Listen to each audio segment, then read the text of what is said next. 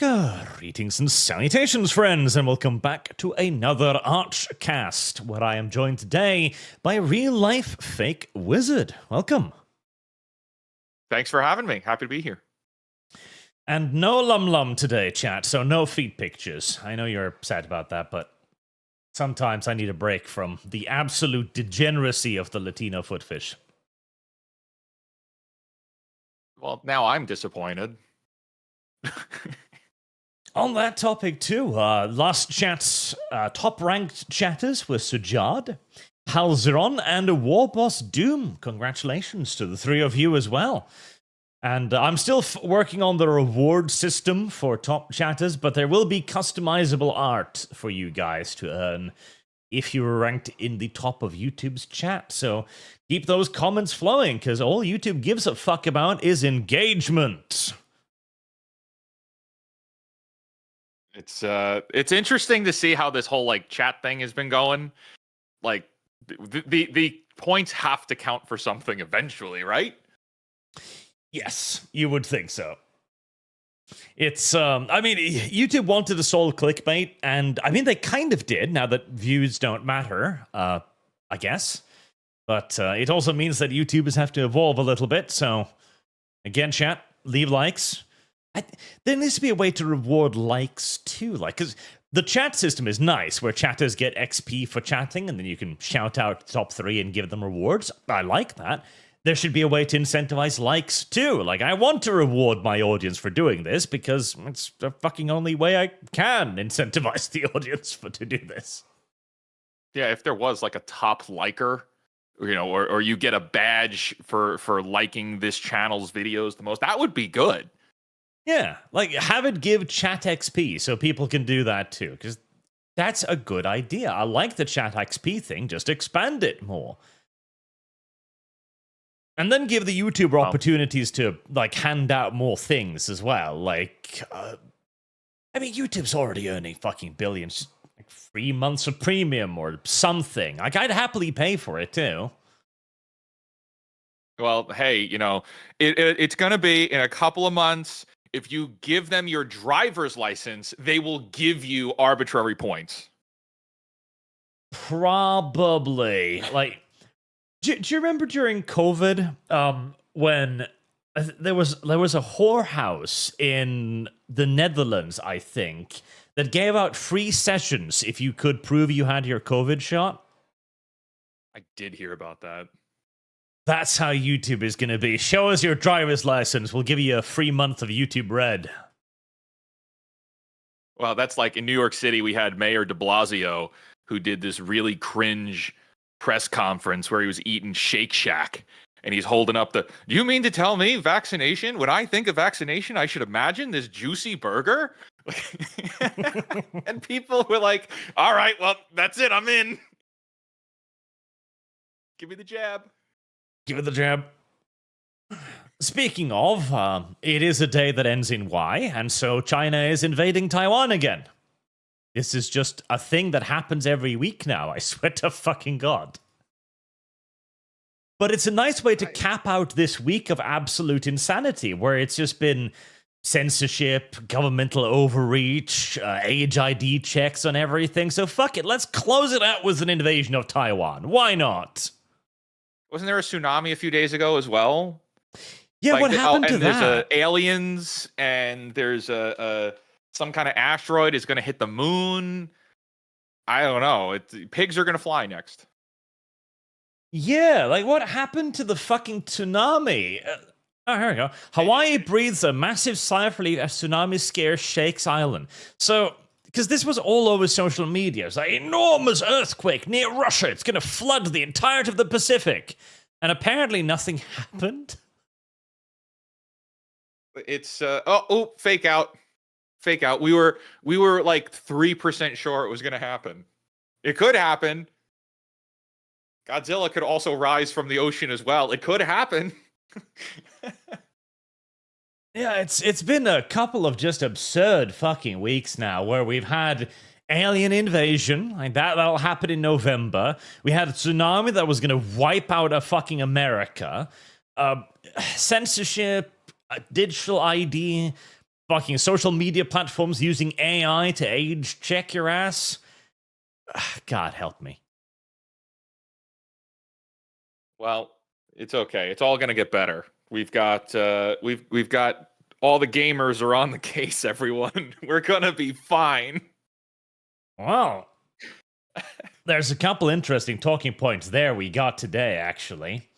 So, oh yeah. One of the first one, good old Asmongold, the Roach King himself. Although I feel bad calling him that now after Pirate Software gave Roach a bad name again. But he said the following: Internet Real Idea is inevitable, especially for social media. This got a lot of pushback, including Elon Musk descending from his mighty throne to yell at Asmongold over this. This is having a guy like Asmongold defend this. Like, of all the things you could defend, you could take a position on. This is a rough one.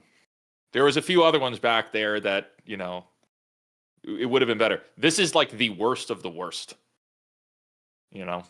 Having the government get involved in the internet any further is just terrifying. See, the thing is, I'm going to get some flack for this, but the thing with Asmongold is that he's not actually particularly clever. I view him as a barometer for the normie. He's the perfect... He is the avatar of the average Joe American.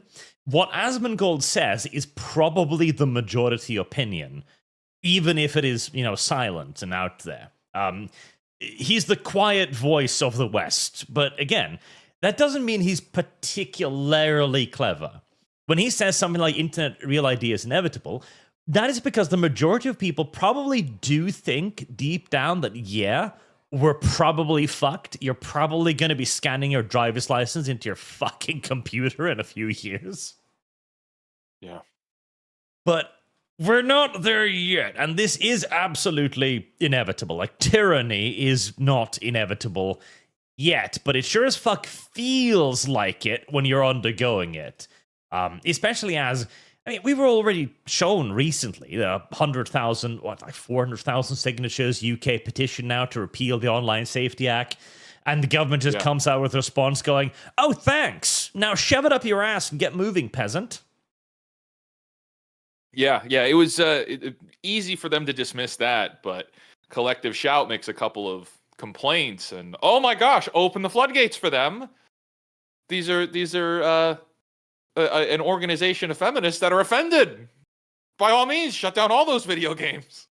Yes, because this is obviously politically motivated. It's policy, it's morality, where Visa largely agrees with Collective Shout, and they're also covering their own asses, because they don't, when they were a small company, they were happy to deal with porn games, entertainment of an adult nature, etc. One of the first users for non-cash payments was literally for whores. So they were happy to do it back then. But now, fucking Visa, MasterCard has more money than a lot of governments do. And so now it's liability. Like, we might get attacked by feminists and countries' governments if we do this. You better find some excuse to censor it now. I think, because I've talked about this on other streams, and like, is there a government angle? Yes. Is there a political angle? Yes. But just from the business angle, like, I've personally lived this part of it. So I've in my real job, I run a marketing company, and which means I work with a lot of businesses up and down the East Coast of the United States. And we have come face to face with these credit card companies, and they are terrifying. They are terrifying, because if they don't like you, the way that it works is, at least it is for the on the business end, if you're a business owner in the West and you get flagged for doing something that they don't like, and it could be for anything, for any reason at all, they can nuke your processor power. They will completely blacklist you, and then that means that you can't apply separately. Even if it's your business that's flagged, you're the owner, your social security number is flagged now too. Your husband or wife's social security number is flagged now too. Any other partners associated with that business, their social security numbers are now flagged too. It is the word that I use is mafia, and they are terrifying. And to see them getting involved and to make Steam nervous, everybody should be waking up to that. Because it's more than just government ID. It's like, oh, holy shit, these companies that also fund all the politicians in the West as well, in the United States. I think I tracked it down. It was something like 140 politician campaigns in 2023 and 2024 were funded by these companies. It's like, this is terrifying shit. Oh, yeah. The credit card companies are incredibly powerful because all payments flow through electronic means now, like cash, especially when it comes to like large-scale online purchases are basically eradicated.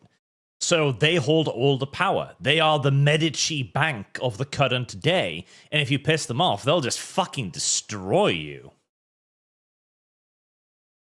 Yeah, this is actually terrifying territory we're reaching now. And also, I already predicted this, but MasterCard made a response to the 4chan phoning campaign, etc. And this is exactly the same as the UK government. They go, listen, we know you're trying. We don't give a fuck. Go away. That's what this amounts to. It's like, oh, we allow all legal purchases on our platforms. Nobody... Of course they don't. We know they're lying. Community notes know they're lying. Steam knows they're lying. Everyone knows they're lying. This simply does not conform to reality. But MasterCard doesn't care.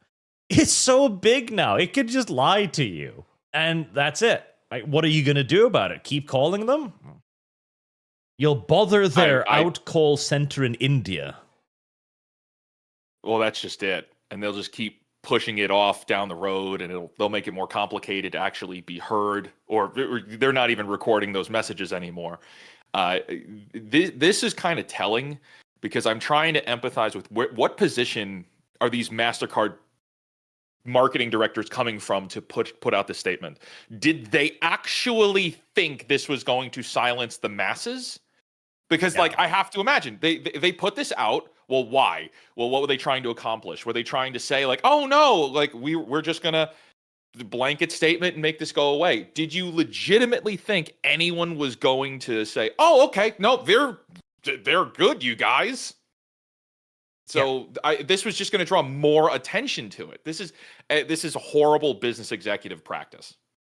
Well, this is just a thing that they put out so that people will then react to it, right? They'll be like, oh, we got a response. And this will diffuse a degree of the thing because they believe that we're getting somewhere, that there is some form of traction. And it'll continue for a little while. The call campaign will continue for a little while. Nothing will come of it because Collective Shout did this with less than 1,000 phone calls. Not because they made 1,000 phone calls, but because they had the correct politics and they were asking for the right things. MasterCard too wanted to deplatform these games, and so when they received a request, or even indeed, I think, engineered the request, they went, oh, that's a great idea. We do hate these games too. And so they disappeared. Whereas 100,000 phone calls from their actual customers, they won't give a fuck. Even if they lose every one of those people, they've still got 5 billion more people to charge. I guess what scares me is the definitions for everything that's going on here. Visa and MasterCard are using the excuse of, well, we're trying to protect our brand because we're afraid of our brand perception changing. But if you ask anybody, how do you feel about the credit cards in your wallet? Do you care that they say Visa or MasterCard? Nobody cares. And they know that no one cares. But it's such a maybe relative response to say, oh, well, we care about our brand perception being associated with these pieces of art or whatever it is that they're going to claim that it is. This form of expression, we don't want our brand associated with it. You could say that about anything. And oh, well, these a Home Depot, we don't really want our brand associated with Home Depot. Well, what did Home Depot do? Nothing. It's just a business that's selling legal products. Well, it's the same as all these other things that they're blacklisting. Yep. And the thing, too, that's got to be remembered, is that Visa and MasterCard are the same fucking thing on every level. The only difference between them is, they're like Pepsi and Cola, where... even less so, actually, because it's all about who carries them. You are assigned a MasterCard if you're at a certain bank that uses MasterCard. You're assigned a Visa if you're at a bank that uses a Visa. That's about it. The two companies don't even compete with each other anymore because collectively they own 90% of the Western market. They don't give a fuck. This is one of the points where... modern day capitalism has actually failed us in the American form because we define monopolies as something that owns everything of a certain thing, which was fine during the time of actual physical medium like steel, coal, etc. But now, this is a monopoly. These are two companies that decide okay, we're just going to coexist, stay out of each other's way, offer the same services, and not do anything. And we're going to decide the rules of engagement across the entire market. Companies should not be allowed to grow to this size because it precludes competition. Even if somebody came up with a form of payment that was so brilliant that it somehow outcompeted both, they'd just either A, buy it, or B, ban anyone who used it.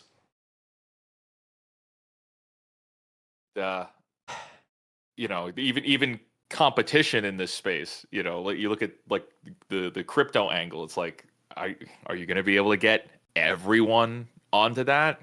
It's complicated. A lot of people won't understand it. A lot of people will be taken advantage of. Oh, well, then I'll just stick with the credit cards. Yep. Oh, and Draken on Streamlabs for $200. Thank you very much, sir. The time has come, Arch. Start preparing yourself for Chivalry 2. I'll show no mercy to you, and most importantly, tell me when you play it so I can join and kick your ass. Yes, Gandalf or Fish could join too. PSS, check against the storm. Heck yeah. I'm Gandalf for this stream. Let's go. Chivalry 2, funded very well. I actually enjoyed that game. I played it a tiny bit in beta and I really loved it, but it's also one of those incredibly autistic games that you need to spend 55 hours to actually figure out how it works, so I'm sure that'll be great. Thank you very much, Draken. Thank you very much, sir.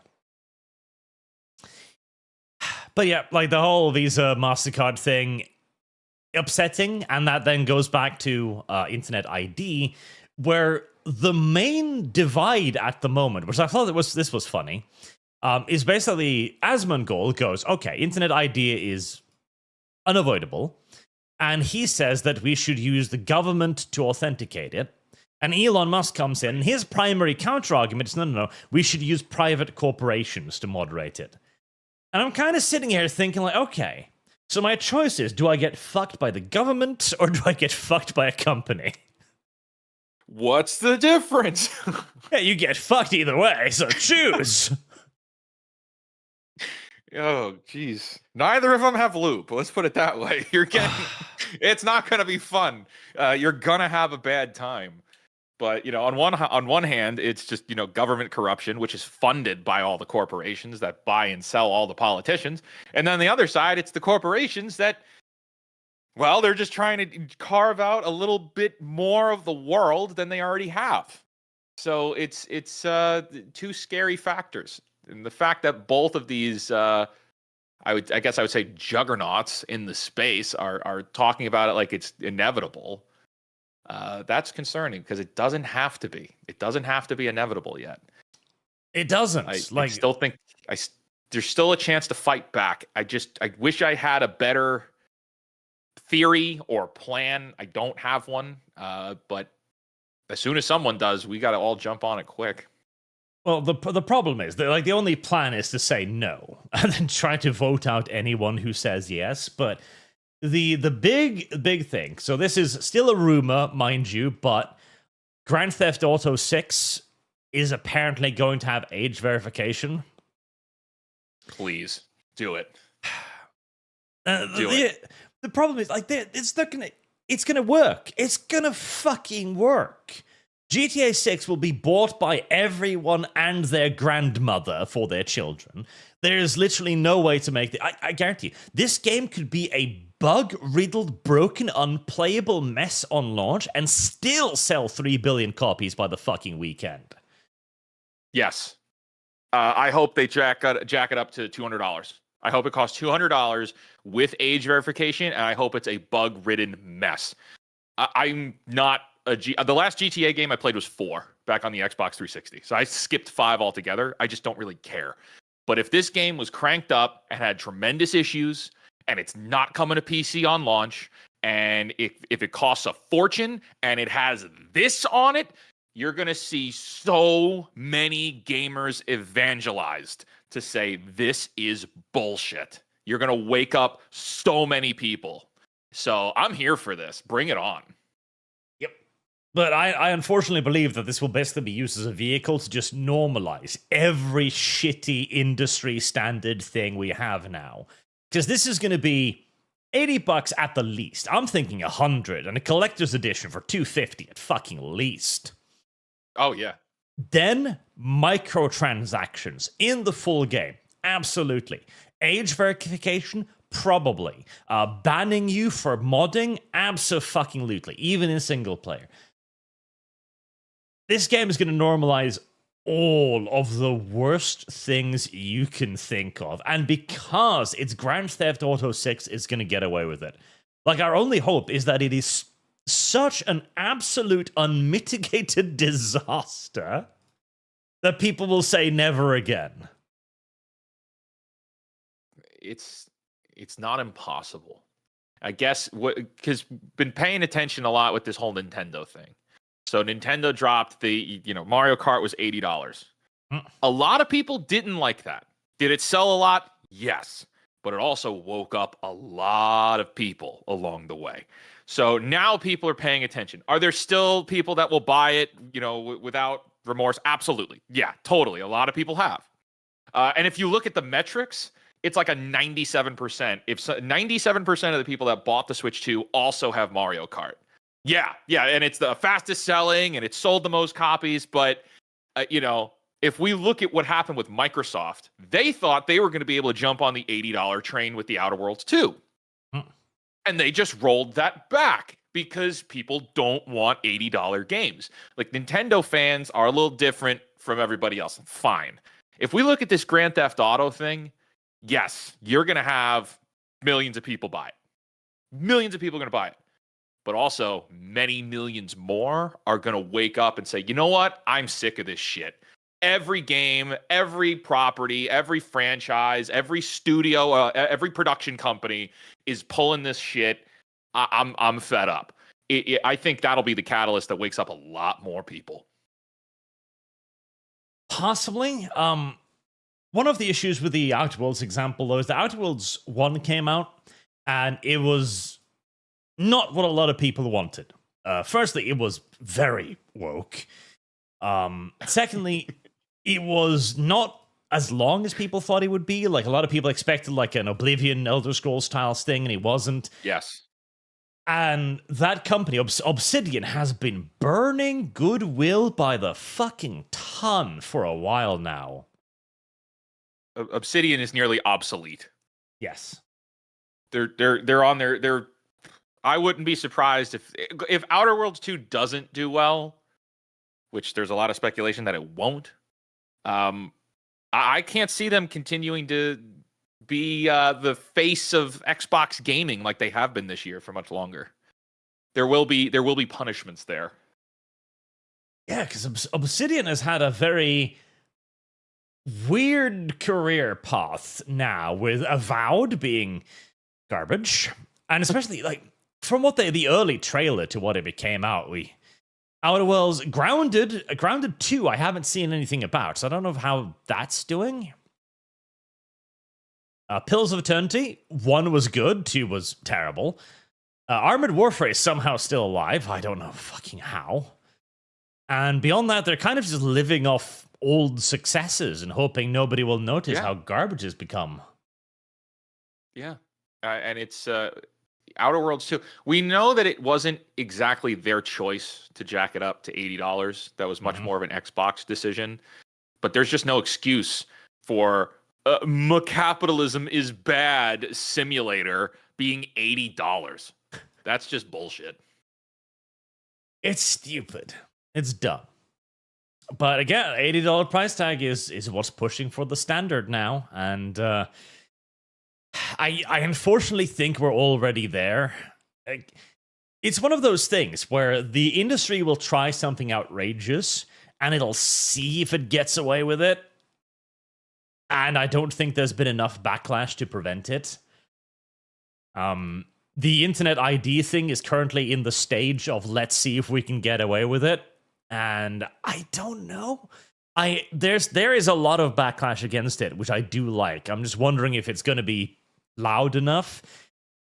Especially when you do have then the complaint between either it's private corporation or government. Honestly, I will side with Asmongold on this.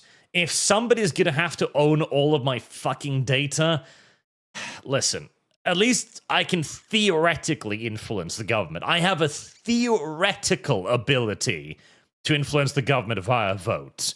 Whereas a company, fuck, what am I supposed to do? Buy up $100 million in shares so they'll take my phone call? Yes. You're not doing that?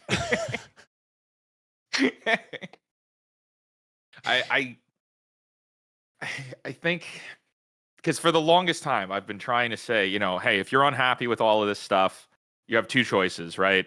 Number one is to stop buying. Number two is to support competition. Unfortunately, with this, it's not so simple. It's really, it's if you don't like the $80 games, okay, great. Don't buy them and support competition, support indie games. Like, okay, those are your options. But this whole like real ID bullshit, I mean, it's going to come down to you might not be using YouTube anymore. Well, that's a part of people's lives that they're not going to be willing to part with.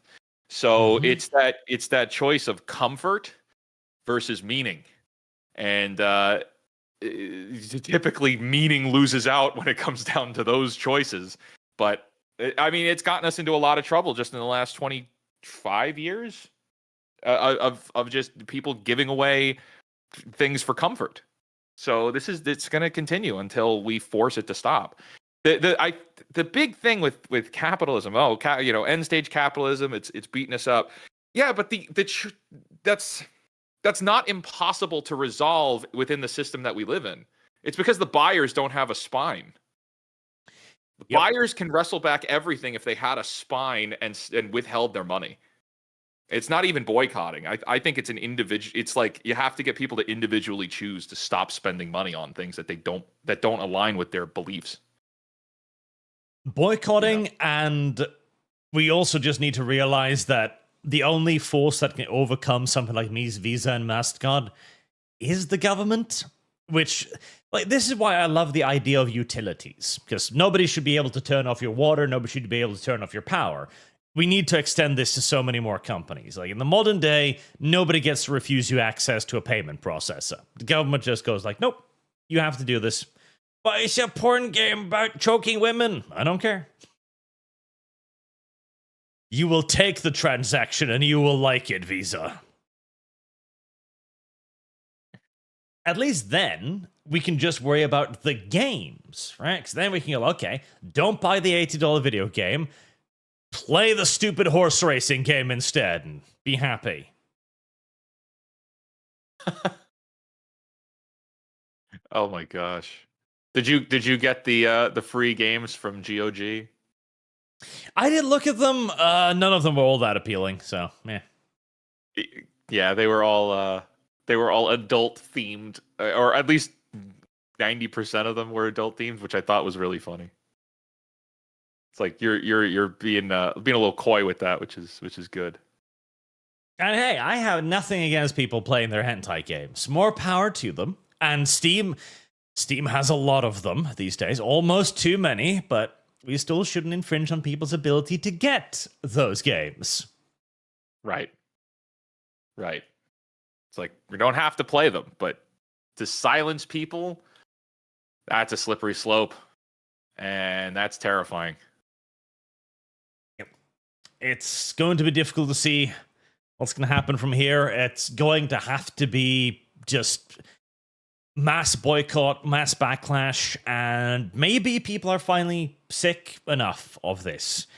As, people don't have access to payment process easily. They don't have access to credit as easily. People are more and more upset about their governments, about the companies. We're just going to have to hope that we'll exit out of our fat and happy period and get into taking some actions. Otherwise, I'm sure we'll grow used to this dick as well in the long term. I have a philosophy that if we started pointing, and by we, it doesn't matter who, but it's like a lot of people do want to contribute to making a difference. I think the problem comes down to is because it's too hard, they kind of need to be pointed on where to go. So that's where I'm. My hope is that there is a solution presented to combat these things. Like with the Stop Killing Games. It was very simple. It's like, hey, here's a problem. Everybody that looks at that can be like, yeah, we agree that that's a real problem. Well, what's the solution? You just sign this form. If you're not in America, if you're in America, you can't, it's specifically to the UK, right? But you could sign this form. And if you can't sign the form because you're outside of the boundaries, you're outside of the country, promote it so that people in the country will see it. Okay, well, that's easy enough to do. And I feel like if you can make it that simple of, hey, don't do that. Just do this instead. You can make a dent. But we just haven't been given the opportunity enough to try that. Yep. And it sadly almost certainly does have to be through governmental influence, because I've seen a lot of people also been arguing that Steam should develop its own payment processing app and stuff like that. And I am all for that as a form of competition, but bear you in mind, Gabe Newell's gonna die. And when Gabe Newell dies, Steam is fucking done. It's sold to the highest bidder within 6 months, I guarantee you. It will be owned by Microsoft more than likely. Yeah, because that's the problem. Because Gabe Newell is keeping Steam independent, mostly just as a passion project for himself. Because he doesn't want to see it get violated, right? And he does have some... He has enough fuck you money to maintain his luxury beliefs. He doesn't give a shit. His son, however, probably less so. The next CEO appointed to Steam, probably less so. So, yeah. Steam is on borrowed time. Or not borrowed time, but it's on a timeline. We will live to see Steam fall. Like all great empires. Yep. The moment Gabe Newell's heroic ticker finally gives out under the weight of all of the butter he's inhaling, it's all over. Speaking of another fallen hero, did you see Markiplier got in trouble? What is... No, I didn't even see this. So... Markiplier decided to speak out on the AI issue, which is unusual for him, because he usually keeps himself fairly milquetoast, but he elected to open his mouth, and the internet got upset with him for it. Oh, wow. As is tradition for anybody who talks positively about AI. Yep. And his opinions were even quite basic. It's like, okay, AI art, it's there, it's real, people use it. He apparently admitted to using it, which pissed off a lot of people. Yep. I knew that was coming. If he's defending it, then that means he's used it, or he's using it, and he's got to get in front of it now. Yep. God damn it. I don't even think he's done anything particularly wrong. Listen, I'm pretty much in the same camp. AI is just gonna fucking replace all of us. I know that. I'm gonna get my ass replaced by a fucking AI probably within the next 60 years, so yeah. Such is life. The problem here is, I think a lot of people, unless you're using AI on the regular or you played with it, it's really stupid. It's still really, really stupid. So a lot of people are like, "Oh, it's destroying." And I mean, granted, if depending on where you're looking at it or what sector you're looking at, if you look at it in the education space, like children that are using AI are stupid. They're coming out of school, they are stupid. They are not creative. They don't know how to do things. Without AI, it has become an actual handicap to these students going through all the way up through university. That's a terrifying thing. But if you look at businesses, yeah, it is going to help businesses along. There will be people who their entire job is using AI to curate parts of the business. So like there is the tool aspect to it. I find it as a resource for to when you don't have a panel of people to discuss ideas with. AI is a great thing to throw ideas around on. But it is still extraordinarily stupid. And that's something that needs to be explored. Because if it does replace us and it's still this stupid, we deserved it. Yep. And it is actually affecting us very negatively. I did a video on it recently that AI is actually making us dumber. And it is only going to make us even dumber. So we're fucked. We're just fucked. We're actually just give your identity away to the government, which will then, or give your identity away to the corporations who are making all of the AI so that they can completely replace you. They can truly synthetically replace you when you're when you're a vegetable. We are fast tracking into WALL-E. Have you seen that movie, Arch, yes. the Pixar movie WALL-E? We are fast tracking to the pizza trees. And actually, I'm here for that now that I pointed it out. Fucking worse. I mean, I talked about this with Sargon on this week's Stamford Bridge. But Netflix is investing into an AI system that will basically allow you to generate your own television show based on just a few prompts using existing IPs. So you can literally just go, make me a Batman show, and the beep boop will make you a fucking Batman show. If they make this work, and they will eventually, entertainment is over. It's just fucking over.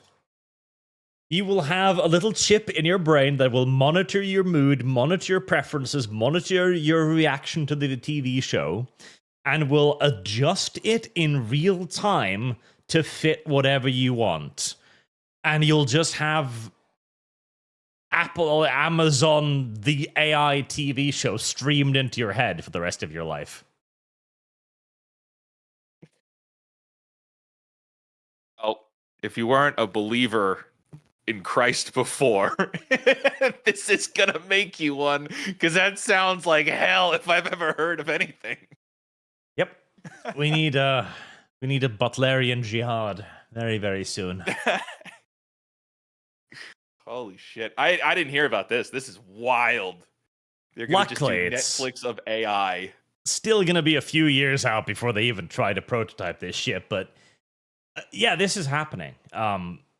Animation studios, like all of those people who worked so hard to learn how to do animation, etc., obsolete within 10 years at the absolute latest. DC is going to be able to just make... I mean, the recent Superman movie, which I do want to talk about today because you're like the only other guy who's fucking seen it I seem to have around me. Yep. But they won't make a Superman movie in like every 5 years. There'll be 5 Superman movies every fucking month. And you'll just pick and choose the one you like the best. And the AI will slowly update slightly, and it'll be a slightly better Superman the next month, and a slightly better Superman the next month. If it was up to Warner Brothers right now, that's exactly what they would do. Although saying that, Warner Brothers is also a company that has an irresistible fetish to shoot itself in the foot. So I'm sure they would be the only ones to make the algorithm work opposite and make Superman worse every month. Yeah, this time Superman is from Indonesia. He specifically lands in Indonesia. And then, like, or no, now it's Superman in Cambodia. Yep. Because we have to show all that representation. For the AIs, of course. Let me catch up with a few of the super chats for a moment. And Zonta, you can't outsmart me, Arch. I'm too stupid for that.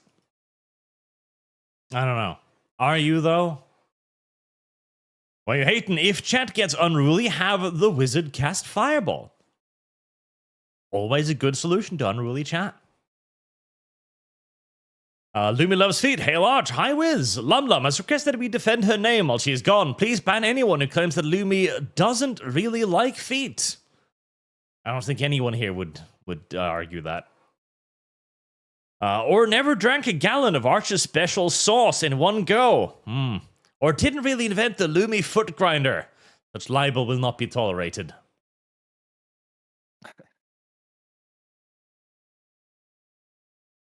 Krieger, I used AI to bounce ideas off of or teach me about theology, history, philosophy, and explain high concept physics to me, like how directional nukes work. Otherwise, I have no idea why you'd rely on it for anything else, especially for school. And thank you for the $50, Krieger. And I do the same, actually. I tell the AI about the setting I'm working on for a tabletop, and I then ask it to ask me questions. Because it then can come up with things that I didn't think of. Like, what kind of utensils would this species use? I'm like, well, I hadn't thought about that, but now I will. That is the best use of AI. Ask me all of the questions from different angles that I would have missed out on if it was just my brain. So if you know how to use it like that, it is awesome. But most people, like the super chat said, otherwise I have no idea why you'd rely on it for anything else, especially for school.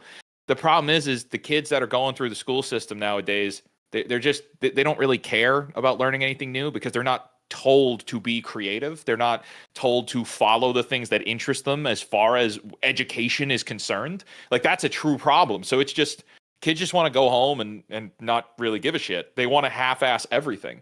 So AI has made it the ultimate half-ass of everything. They don't have to work anymore, which for all these kids is great. But again, the education system has failed the students. They have more L's than anyone in the government, and that's debatable. Yep. It's also the fact that AI is very authoritative when it speaks, which leads us back to an old thing. So this is like from the fucking 50s or 60s. They used newspapers as an example. Those barely exist anymore. But a study showed that when somebody read a newspaper article that they didn't know anything about, they were likely to believe the newspaper article, right? Because it's an authoritative media. You go like, okay, if the newspaper says it, it must be true. But if there's a newspaper article about carpentry and a carpenter reads it, he will immediately mistrust it and go like, that's not right. I'm a carpenter. I know better. Basically, for things you don't know, the AI will seem to be correct on everything. But on things you do know, you'll quickly start seeing the AI make a lot of mistakes. Which is why when I use it for research, as I occasionally do, I only really ask it for sources to certain things, because I have caught it making a lot of mistakes, particularly on history, or drawing from very weird sources on occasions. But if you're a 15-year-old who just needs an essay written real quick because you're stoned out of your fucking mind on pot, well, you're probably not going to double check. Yeah.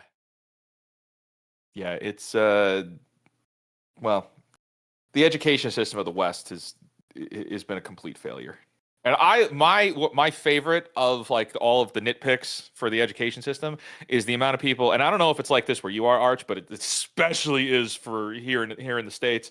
All of the educators are people that just got out of the education system. So we are feedback looping our education. So kids go through the education system, they go through university, and immediately they're back in the schools. So like we're feedback looping the same regurgitated information, which isn't helping anybody along. It's making us all extremely stupid. There was a point in my life a few years back where I was invited to go back to my high school to become a teacher, to run the business section. And I said, I turned it down. I said, no. I was like, no way. There's still, good God, 40 years, 50 years of me like actually out here doing this. I'll call you when I'm retired, like before I'm about to jump in the grave. Because there is by no rights should I be teaching business. You should have somebody that's driving a Rolls Royce teaching business in these schools. And it's across the board. It's everything. It's we should have better educators that have actually done shit with their lives to be the ones teaching that stuff. But those people aren't going to take a minimum wage salary to do it. Fair enough. It's a messed up system. Emo Otaku tried Big Arch Burger, bit chunky but greasy and bland underneath. For your choice. Well, seeing as the Big Arch Burger is just, mayonnaise, meat, and cheese, I get that it might be a little bland. I love there's a trademark on it. TM on the top. Yep. This is an official McDonald's product. It's my official collaboration with McDonald's, the Big Arch. With my special sauce. Oh and, my. Like, listen, if this was truly the Big Arch Burger, it would be way plainer than this. Fuck, I'd take off all the green shit, pickles, goddammit, yeet that shit right off immediately. Keep the double burger patties with the cheese, and keep like French fries at the bottom for that little extra crunch. That's tasty. And for the sauce, it definitely wouldn't be mayo. It would not be mayo. Yeah, I don't know, dude. I saw you on Side Scrollers the other day talking with Blabs about, you don't let your foods touch. I'd be surprised if you had an actual burger. Yeah, like that's all food touching. The Big Arch Burger would just be a plain Whopper. That's it, like a Whopper with cheese. That would be the Big Arch Burger. But if to put the word big on it, does that mean it's larger? Like, is it a larger sized burger because it's the Big Arch? Well, preferably, because one of the worst things with the like McDonald's food is those patties are just sad. Like, ideally, I'd like a nice, big, fat, meaty cake of a burger patty. That'd be good. And 2 of them. And cheese. And then cheese inside of the burger patty. Fuck it. All right, well, see, there you go. Now you've got some uniqueness to it. If there's cheese inside the burger. Yeah. It's the Big Arch filled. Yep. It's a Big Arch filled, and it'll flow out into your mouth with every bite. $24.99. 30 at least. Due to current economic conditions. Oh, $30.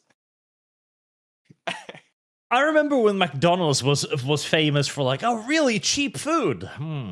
Times have gone on. But their philosophy around that is fascinating. They realize the same thing as Nintendo. Oh my gosh, people are addicted to our shit. We can charge whatever we want. They're going to keep coming. Yep, it's not going to sway them away. Now. Look, I had to eat a Burger King at the airport whilst I was on my way back to Germany. And it's like, Burger King is at least marginally better than McDonald's.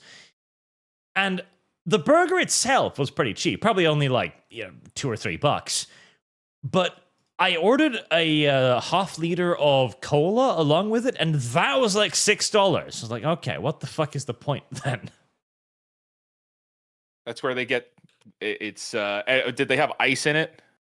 I don't think I got ice even. It was just sloppy cola. The one where you can see the little a soda fountain pop it out, and it's like cola, right. water, cola. Yeah, it's funny if you look. Ice is one of the greatest scams. It's one of the greatest marketing scams in the restaurant industry because the drinks are already cold. They're refrigerated beverages, but they fill the cups with ice so they give you even less. But you'll get wonderful. Even more water. Yep. Delicious water. Well, yeah, you're going to need a lot of water with the Big Arch. Krieger, howdy Arch, found out about your country's patron saint, Saint Olaf II, the eternal king of Norway. We have one of those, yes. The Neil89, aka Dislikes Puns. Hey Arch, bit of a question for the other channel, but in chance you may do a video on Belakor. I know less about Warhammer Fantasy Battles, and his lore confuses me. Not inconceivable, but no immediate plans.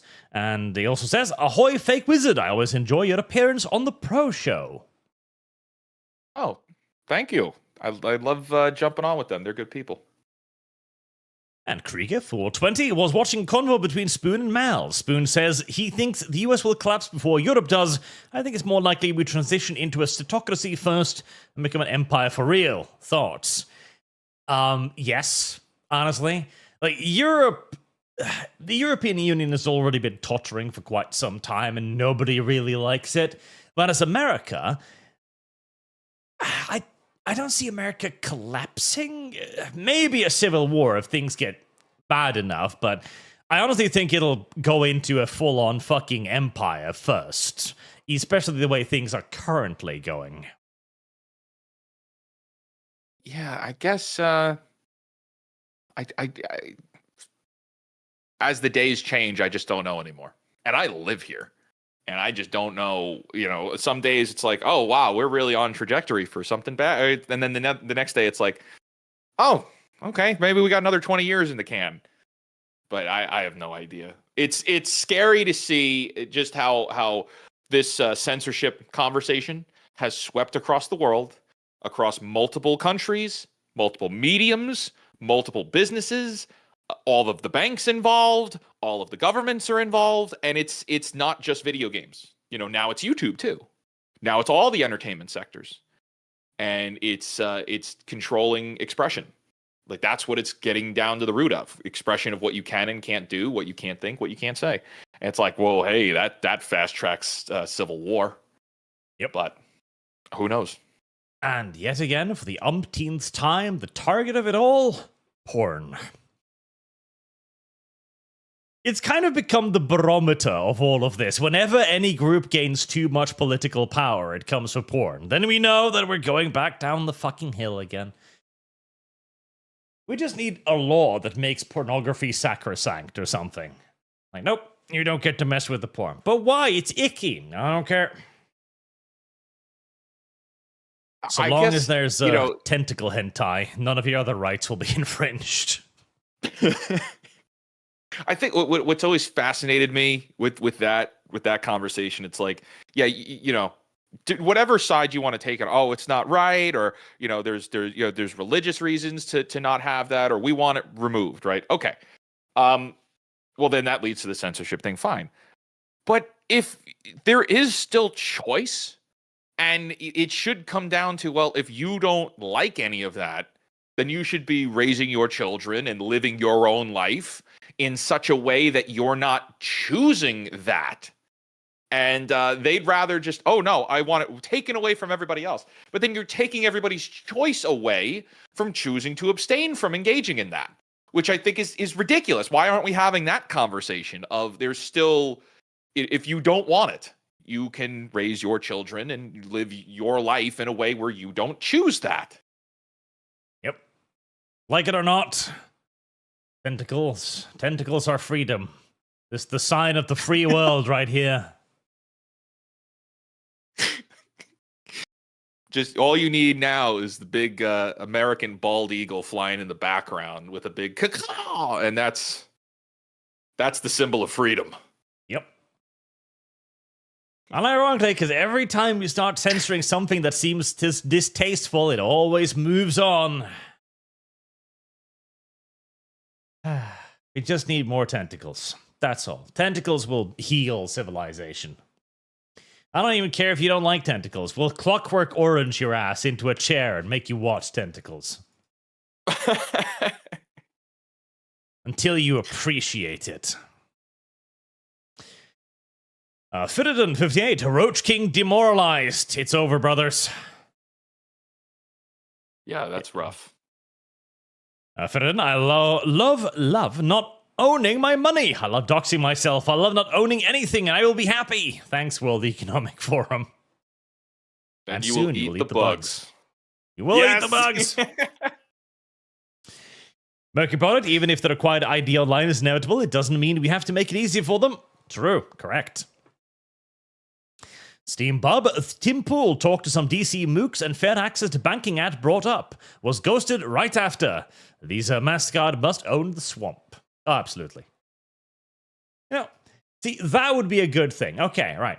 Real ID, but it only tracks, like, your most depraved pornographic fetishes. It's a system of mutual shame and annihilation, okay? So every time you argue for any sort of censorship, you must show your government ID. Like, imagine the shit that's on Collective Shout's fucking porn ID here, right? They spend thousands of hours in the most vile rape simulators you've never even heard of. I guarantee it. It's stuff that would actually be banned. It's stuff that shit would have been legitimately banned. Yeah, it's shit that you need to go on the dark web for specific hentai game forums to even hear about. If you did that, then people would look at that and go, yeah, I'm not taking your advice on this, woman. Silence. Let he who is without sin cast the first stone. I like that idea because it's also going to bring into the equation of, and this is something else that I've been saying. It's like, you know, maybe some of the people involved with Collective Shout, maybe they are purists, right? Maybe they really believe what they're selling, but not all of them.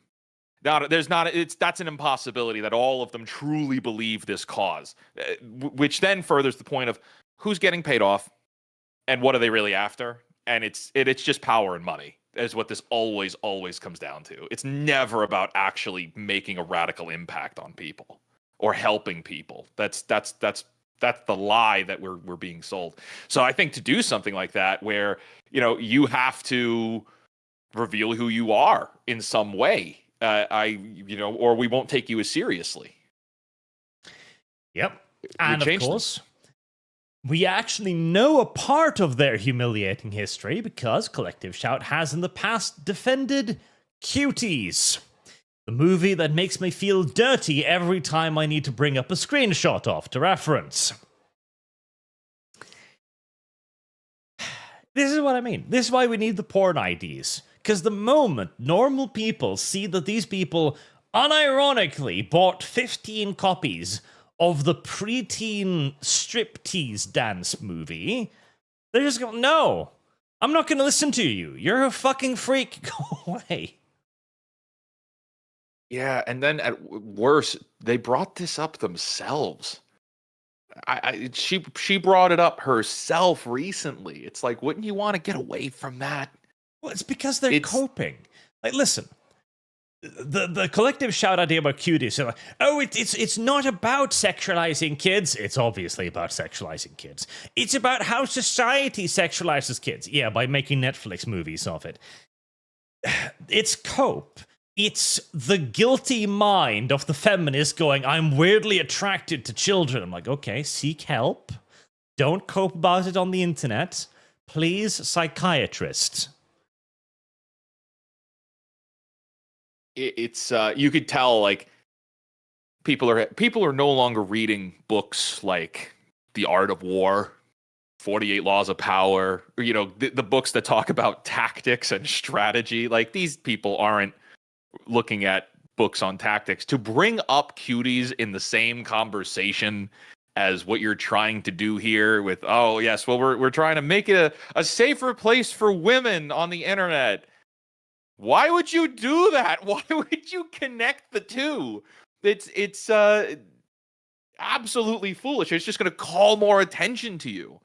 But these are people who are incapable of self-awareness. Completely incapable. And I half think because they themselves understand the weirdness of their attractions, I swear to God, it is actually just that this person watched cuties, found themselves weirdly attracted, and then goes like, no, I must ban all of this so that I'm no longer tempted. Like, no, woman, turn off television. That is solution to problem. Turn off television. Never go out in public again. Solution solved. Go touch grass, perhaps. They keep telling everybody to touch grass. Maybe they need to go touch some grass. Yeah, or if you can't control yourself, just go read Shades of Grey like all of the other fucking women. Calm yourself down. This is why we need the fetish ID, so that we know who's talking. We'll see the reading list of just fetish bondage novels by the dozen. Like, okay. Guilty conscience. Roger. You're not allowed to point that out, Arch. You can't bring that up. Don't bring that point up about who the buying audiences are for all of these books. Don't bring that up. Oh, it's crazy. Like I came across a research recently that showed something like 84% of women have like active, frequent rape fantasies. Jesus. It's what's crazy is when you look at all of the books that they buy, and now typically they all have that Beauty and the Beast philosophy to them. But then you look at the archetypes, like what are the top 3 archetypes characters that women buy books of? It's werewolf, vampire, pirate. Those are the top 3.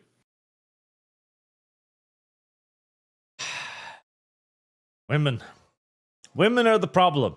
That's the inevitable conclusion to all of this. Again, women. I think we need to bring more women into the writers' rooms. That's what I think. I think we actually, Fantastic Four is bombing right now. I think what the problem there is, we needed more women in the writers' room. That would have solved the whole problem. More women in Fantastic Four. What would that even look like?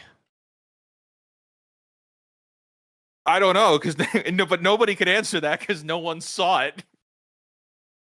I fear that it will look like that Ghostbusters movie where they hired Chris Hemsworth to take his shirt off, and that was like the only reason why they had him.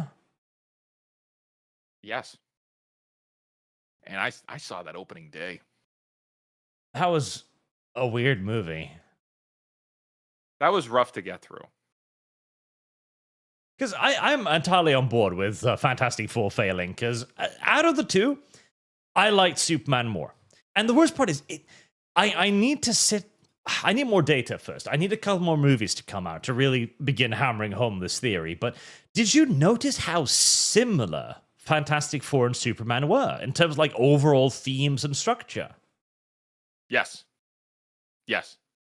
It's not really only weird. Similar there, but they had actual like positive values behind them. Yeah, and the way the positive values are presented, like both of them are established superheroes that's skipping the origins, good. Both of them skip the origins by a bit too much, less good. Both of them have more of an ensemble cast than usual. In the case of Fantastic Four, it's more the villain side, whereas Superman has just all kinds of weird stuff. And the general theme of old school comic book goodness as well. Although Fantastic Four fails slightly more at that than Superman, because it still kind of struggles with certain elements of modern day politics, like Johnny Storm being really weirdly bland and Pedro Pascal barely using his fucking powers. I believe that was a budget thing, personally. I mean, the budget was... they had enough money to show fucking Galactus. Yes, but we learned, what was it? The One Piece live action. We learned, for some reason, stretchy powers are disgustingly expensive to animate and make it look good. So they held all of those stretchy power things to be... I don't understand the physics or why behind it, but apparently stretchy powers are stupid expensive. So they reserved those. And it was like super focused on only a specific few times that he needed to use those powers. Then how did they do it like 2005? Because that Reed used his powers quite a lot. Like when he held up the London Eye in the Silver Surfer one. Yeah. When he gets crushed, he gets crushed by the thing, and then he's all stuck into the wall, and then pops out of the wall. Like, CGI was just better 20 years ago. And it wasn't perfect then, but it's certainly messy now. Oh yeah, and I mean, don't get me started on the fucking casting. The casting of the 2005 version was actually fucking spot on. I adored it. It was so good. But I recently rewatched those movies, and man, the script is fucking rough. It has a 90210 bullshit plot with the characters. Like the conflicts amongst, that's why I can't really watch those movies, because I hate the story around them so much. It's, with everything, Reed and Sue. I don't know if we're together. Reed and Ben. Yeah, I'm going to leave. I'm unhappy. I hate you all. Like there's blatant negativity. Johnny's kind of an ass. But I think that's something that was refreshing about the new movie, is the family was unified, because both of the Fantastic Four movies are like, well, we don't know if we're actually going to stay with each other. Yeah, that was an element that I did like about Rise of the Silver Surfer, because they were more unified, because it suffered from originitis. That is what has suffered so many movies, but you have to show how they become the Fantastic Four. And no, we already know how they become the Fantastic Four. You don't need to show us that again. It's okay.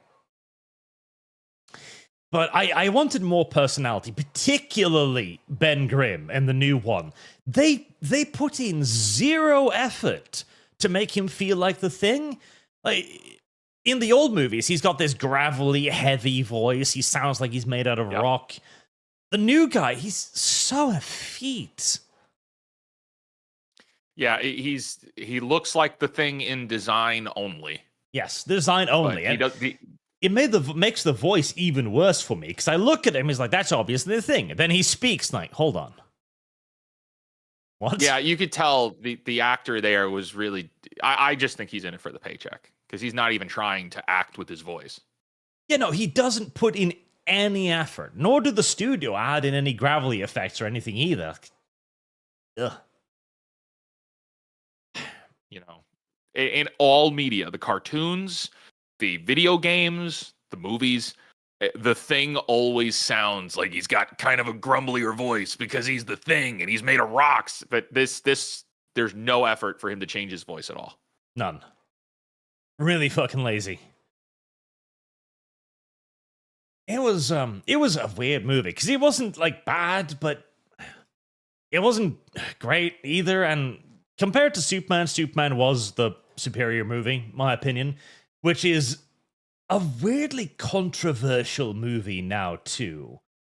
So it's currently doing fairly well, but it keeps having these strange headlines. It goes like, oh, it supersedes The Hobbit, An Unexpected Journey. That's a weird reference point. Wow, we're really going there, huh? Yeah, like that's a really weird reference. The Hobbit. I mean, Warner Brothers, I guess, but what the fuck does that have to do with Superman? They are doing... So what's really funny is I believe Warner Brothers is doing nearly the same thing that they did with Black Adam. But in this case, because the company is much more unified than they were with Black Adam, it's kind of working. So when like Black Adam came out, there was this big astroturfing PR push that this movie's a success. This movie's making money. Guys, everybody needs to go see it. This movie's great. It's kicking ass. But it was never believable. And the movie wasn't very good. It's extremely forgettable, and it's 25 minutes too long. It's not a good movie. At least this one is more fun. And whereas Black Adam's not fun, Superman is fun. So all of this is, I believe it's still another form of astroturfing. This movie it's probably not going to make $1 billion. And that's what this movie needed to do. But Warner Brothers has bet the ranch on this franchise working out. So they're doing whatever they need to do. So yeah, Hobbit, Unexpected Journey set a new record. Like, we're going to see even more of those, because they are desperate for this to work. Yeah, they've been astroturfing this like mad, absolutely. And they keep comparing it to Man of Steel. Because that's like the biggest hurdle they need to defeat. They need to banish the specter of Henry Cavill as Superman. Yes. And they keep going like, oh, the biggest selling solo Superman movie. I'm like, hold on. Did you watch the damn thing? Because that was no solo Superman fucking movie. What the fuck? And then the Man of Steel fans also are equally defensive. Like, yeah, no, now let's adjust for inflation and so on. Like, I've never seen a fandom so deeply divided and split on, in essence, the same character. Yeah, and I have a conspiracy for that and I have no evidence to back it up other than interviews with James Gunn. James Gunn said that Superman was going to get the Barbie level of marketing treatment, which means they were going to spend a fortune on marketing. Mm-hmm. I do not believe, and this is where this conspiracy comes in. I don't believe they spent it on advertising. I think they're spending it now on astroturfing. I think most of the positive, constant Twitter updates are bots or bought and paid for accounts, or like that whole army of monkeys thing on Twitter. I think that's just Warner Brothers. I think that they are constantly pushing the Superman message. The fact, I mean, the movie came out 3 weeks ago now. Something like It'll that. be 3 weekends ago now. So, and for Superman to still be in the zeitgeist at the level that it is, I mean, movies don't do that. So there is 100% internal play involved, and I think that's where their Barbie level it's the monkeys. The Barbie level marketing push is happening today. It wasn't in promotions for the movie. That does make a certain amount of sense, because the marketing push behind it has been the attention's been just really, really weird, and there's all like soars past 300 million domestically and so on, right? Now, the international market for Superman has done surprisingly poorly. Latest numbers I could find was like 200 million, that's really weak. And I don't know why. Like, why did Superman possibly get so unpopular overseas? I think it's just, well, what I would be interested to see how Fantastic Four did, because I don't have the numbers in front of me, but we should take a look at those too. But the advertising for this film was dreadful. The advertising for this film was divisive. It was polarizing. They should have told us a little bit more about what the movie was going to be. Instead, they in fact, most of these 2025 Superman trailers, there's no dialogue in them. It's just screenshots and John Williams music. So they didn't set anything up, but they kept showing scenes out of context, or, oh, here's a new Superman clip. He's screaming at Lex completely out of context. That makes him look like he's emotional. He's emotionally erratic. The international audience, if I'm correct in saying that they're done with all superhero movies, well, there you go. Here's just another Superman movie, another superhero movie with awful marketing. Yeah, the marketing for Superman was a weird thing, because it must have been deliberately misleading, because virtually all of the marketing had nothing to do with the movie. And they kept, almost like they were trying to play both sides constantly, where James Gunn would say something that I really liked, then he would say something that I really fucking hated, and then that just kind of continued through entire marketing, including the whole like, oh yeah, Superman is an immigrant, which is never even mentioned in the movie. It's never touched upon, other than Superman going like, I'm a human. Oh, okay. I mean, that's going to spin off into that's a whole separate tangent discussion all on its own. Hollywood, but also the entertainment company, the entertainment industry as a whole, which bleeds into video games as well. Fire everyone in the marketing department. Fire all of the journalists. Because sometimes you actually do have decent movies. Like I'm still split down the middle on Superman. Would I watch it again? Yeah. Did I love it? Probably not. But I mean, I enjoyed a lot of it. I enjoyed the acting. There's just some story elements that I hated. So I'm pretty split myself. Like, I did a video review and I said I was split. I still feel pretty similarly to that. but the marketing departments are dooming these projects before they're even coming out, before we even know what the stories are going to be. Associating the term immigrant with Superman right now today, it's suicide. It's why would you do that? You didn't have to do that. You chose to do that. Yep. It's like the single most inflammatory thing you can say right now. Yeah. Yeah. I mean, you've already made it clear, peace, justice, and the American way. That's not it. All right, fine. But we got over that with the comics. We've already processed that trauma. So, you don't bring that up now. But now to do, oh my God, the immigrant thing.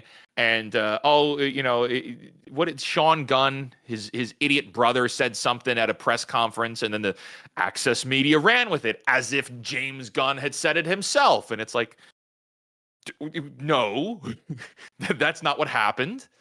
That was when we got this movie's about being kind. James Gunn had to course correct after his idiot brother said something ridiculous. Yep. But it's the same thing. Pedro Pascal. Oh, Robert Downey Jr. is daddy. Dude, that's disgusting. Shut up. Why are you doing that? Who is that for? It's not your general audience member doesn't care for that. And it opened the door to a lot of antagonistic speculation, both previously and after the movie. Like, for the left, they look at the invasion of Somewherestan and go, that's obviously Israel-Palestine. It's like, no, it isn't. This is a long-standing trope in comics and everywhere, that there's Bumfuckistan somewhere that is deliberately named whateveristan because you're not supposed to know where it is. It's a fantasy place. And then you have on the right going, no, it's a movie about immigrants coming to destroy our country because Daddy Superman was like, hey, Kal-El, you gotta build yourself a harem of women and breed Krypton back into life. Which, who the fuck came up with that plot line, by the way? Moreover, who signed off on that? And did they really think this was a good idea? It doesn't even make sense, because, okay, the engineer hacks into the Fortress of Solitude. Firstly, how the fuck can she even interface with that technology? She's just nanites. Secondly, if she really did hack the Fortress of Solitude, we know for a fact that all of Superman's childhood memories are stored in the Fortress of Solitude. Did she just miss those? Well, we're going to have more moments like this. As more people process the film, we're going to find all of these gaping plot holes. Yeah. Because there are sure to be lots of them. Because she homes in like, hey, there's a corrupted MP3 file. I'm going to focus all of my attention on that. Okay. Inside of which is Daddy Superman going, listen, you're going to have to rape a lot of women. Oh my God, what a fucking weird plotline. It was so strange that they would choose to go for that. I mean, you want to establish oh yes, well, it's the same thing for the Batman. Same thing for the Batman. The Batman with Matt Reeves' Batman had the same bullshit element of rejecting the past and rejecting your parents' greatness. So in the Batman, he finds out that his father had cut a deal with Falcone. And his father had blood, Thomas Wayne, who was supposed to be a kind of a paragon of virtue in the Batman myth, did some dealings with the mob. And then, okay, well, that's not good. That's not good, because now it brings into question Batman's morals and his own belief system. Yes. Same thing with Superman. So you make Superman's parents, Jor-El, who normies know who Jor-El is from watching all the Superman films. We all know who Jor-El is, and he's the one that kind of teaches him how to be Superman, whereas his parents, the Kents, taught him how to be human. And for them to hijack that for some, I don't even know if it's politically charged, but it's very clear, reject the past, reject your parents kind of philosophy. And both movies did it. Both movies did it. Both of these characters who their philosophy is based on their parents raising them in a particular way, both movies have a reject your parents plotline to it. And it becomes even more dumb where you go, okay, Man of Steel, the S. It's not an S. On my world, it means hope. That's a good line. I like that. Now, in later iterations, in Ultimate Superman, it means fucking communists, which was retarded enough. But hope. Yeah. Hope is a good thing for that to mean. That adds a bit more to the S other than just being Superman, which is a bit, 1930s cringe. Fair. Now, it means rape. What does the S mean? Well, that's me repopulating Krypton with slave harems of Earth women. And Supergirl's wearing it too. Yes. She's going to be the other arm of the breeding armada, I guess. And it's the same problem with Matt Reeves' Batman, because I did a whole lengthy video on the Batman no-kill rule, right? Because that's the thing. Batman should not have a no-kill rule, because Batman's entire idea is to be feared. Bruce Wayne, however, needs the no-kill rule because he is attempting to live up to the ideal of his parents. The entire reason why he's Batman is to honor their memory, to make their morals and their ideal something greater. That's why he won't kill. The moment he figures out that his dad was a fucking mafioso, why should he stick to any of this? Yeah. That's the problem with that film. Or, well, one of the glaring problems with that film. I hated the Matt Reeves Batman. I get a lot of flack for that, but I fucking hated that movie. It's a very bad Batman. The opening 45 minutes is great. Or like the opening whole monologue with the whole Halloween Gotham City. Like, that was fun. That was good. And then it just continues to go downhill the longer that film goes on. Yep. And I will say, at least, the Superman movie, it demonstrates a fairly good understanding of who Superman is, and of who Lex Luthor is, and even who, bowel cut Green Lantern. Fuck his name. Guy Gardner. Guy Gardner, thank you. Yes. Who he is, although they picked the worst person to fucking play him appearance-wise, but details. It demonstrates decent understandings of these characters. So there's something to build on there, whereas the Matt Reeves Batman has no fucking clue who Batman is whatsoever.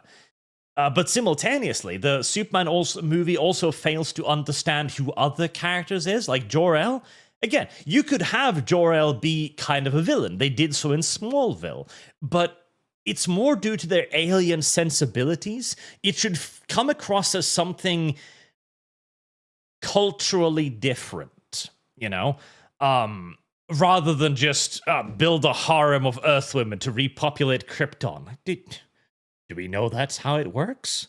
Did Jor-El know that was how that worked? And another point there is, are you never going to explore anything with Krypton again in the entire DCU? You're just getting this thing started. You've got television shows. You've got animated shows.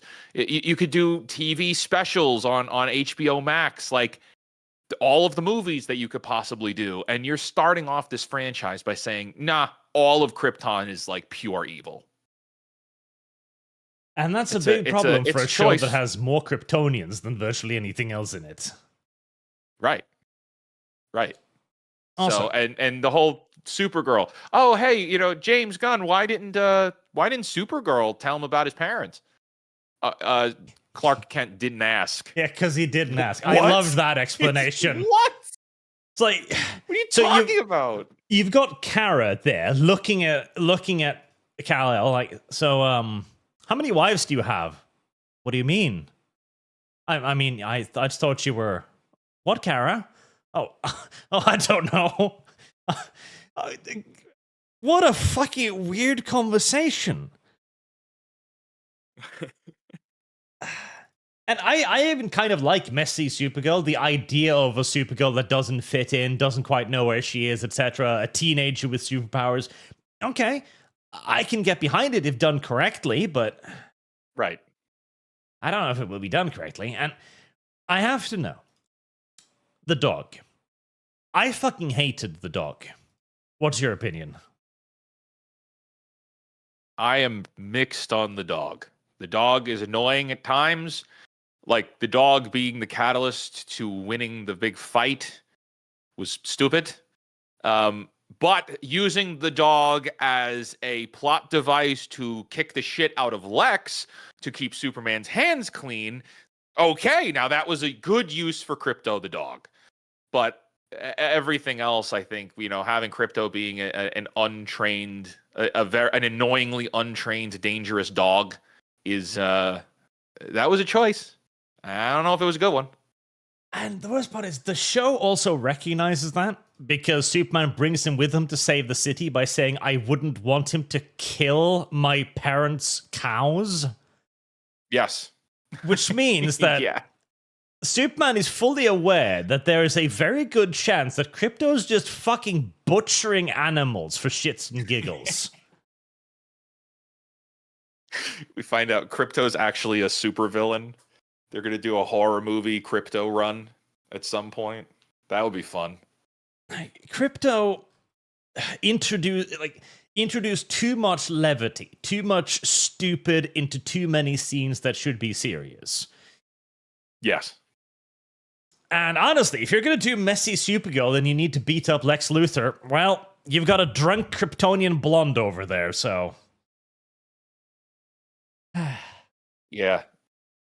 That scene where at the end where Superman busts in and he's doing the whole monologue of like what I believed in being a human, I love that. I'm a sucker for Superman talking like that because I feel like it's been such a long time since we've seen it in media. Most of the Superman we get lately has been, or at least in the last 15 years, has all been Injustice Superman or Superman's a bad guy or evil. So Superman, giving me yeah. the whole evil Superman trope, I am so sick of. So to get a little bit more of a slightly naive Superman who just believes in being a good guy, like I'm here for that. I'm a sucker for that. Having, Krypto be in that and be a part of the fight and be, show up in different places and he's just kind of a nuisance to the viewer. It wears on you after a while. Yep. I liked their version of Superman. I thought they had it very well. I loved their version of Lex Luthor because indeed jealousy is like at the core of his being. Because if Superman wasn't there, Lex Luthor would be the greatest man on Earth. And he'd be boning Lois. But he isn't. Honestly, I feel like what they were kind of trying to do was a little bit of Red Sun, if you've read that. Yeah.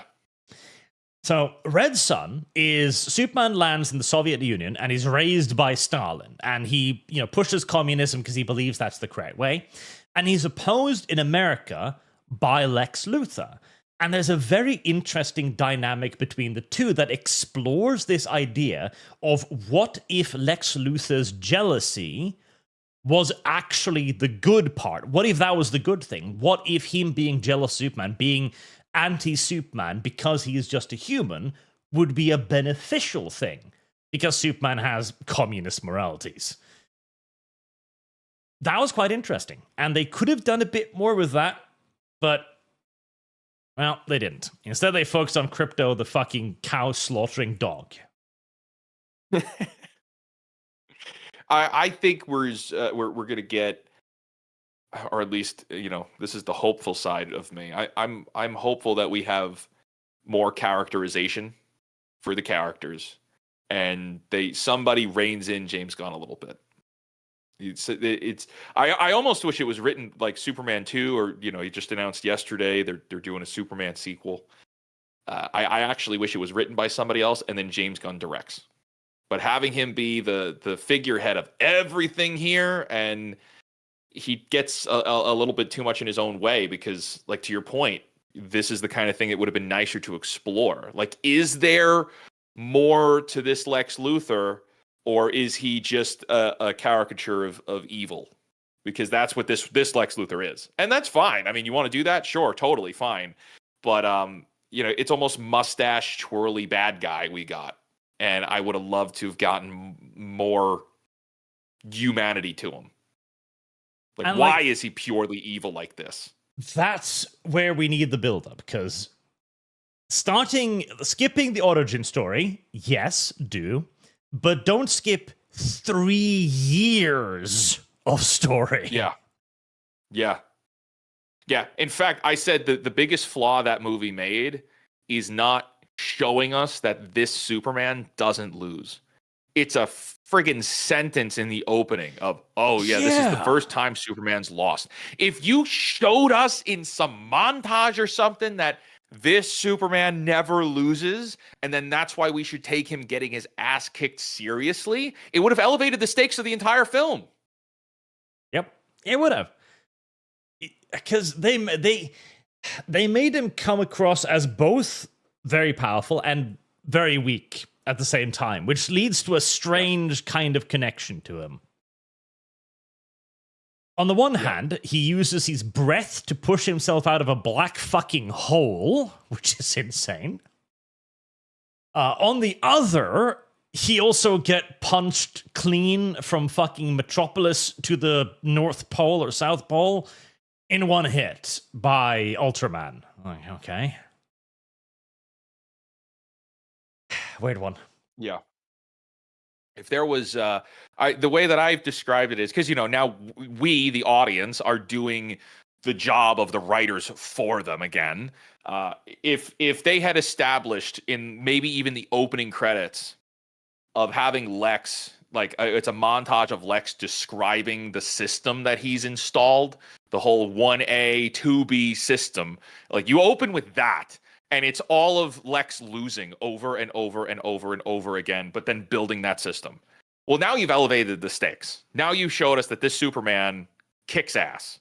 And then you could do with that whatever you want going into the rest of the movie. Then, Hammer of Barovia, beats the shit out of him. Okay, well, fine. Because now we've just seen this Superman is always ahead of Lex. And then now for the film of Lex has the upper hand, it's better. The stakes are way elevated. Yeah, literally do a training montage of Lex coming up with plan after plan after plan, getting them ruined by Superman again and again and again and again, with triumphant music in the background. Right. Then you would have explained why Lex Luthor is such a butthurt bitch about all of this. Yep. But no, instead we got Jimmy Olsen's love interest. All the love interest with Jimmy Olsen instead, which I actually enjoyed. I thought that was better than what Zack Snyder did with the character. Well, it was a cute little plot point that she had been secretly sending all of the information. It was still weird because, like, oh yes, she's just incredibly in love with Jimmy Olsen. Okay, why is she just brain damaged, or is there some reason? Comparatively, Zack Snyder has Jimmy Olsen show up in BVS and they shoot him in the head. And that was it. That was how you saw Superman's or Clark Kent's best friend. It's like, now we're just going to make him a CIA agent or some kind of government agent. And we're going to shoot him in the head. Done deal. All right. It's a little Rian Johnson flavor there. I remember Rian Johnson said something similar about Star Wars. Like, oh yeah, if I had used those characters, I would have killed them all. Oh? Really?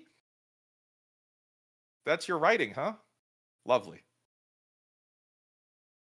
All right, let me do a couple more of these. Boog JCB is a global competitor V's mascot. You can tell your bank switch your card to JCB. They're taken everywhere. They're Japanese, so no nonsense. At least the Japanese know and value the hentai tentacles. Alexander Cross, if the protests are not coming in a very, how to phrase it for YouTube friendly, physically kinetic format, people aren't upset enough. Well, we'll see how upset people are. I'm looking to Florida, honestly, to see, because Florida just basically banned porn full stop. Like, that's going to be interesting. And I'd be curious to see if the purchase of VPNs has skyrocketed in Florida. Oh, guaranteeably, but the next move will be to start banning VPNs. I guarantee it. I don't even know how the fuck they're going to do it. They're probably going to have to go to the internet service provider and just go like, okay, if you see them accessing anything weird or getting rerouted, then just cut their internet, I guess. It's possible. The ISPs would love to do that because then they get more of your data.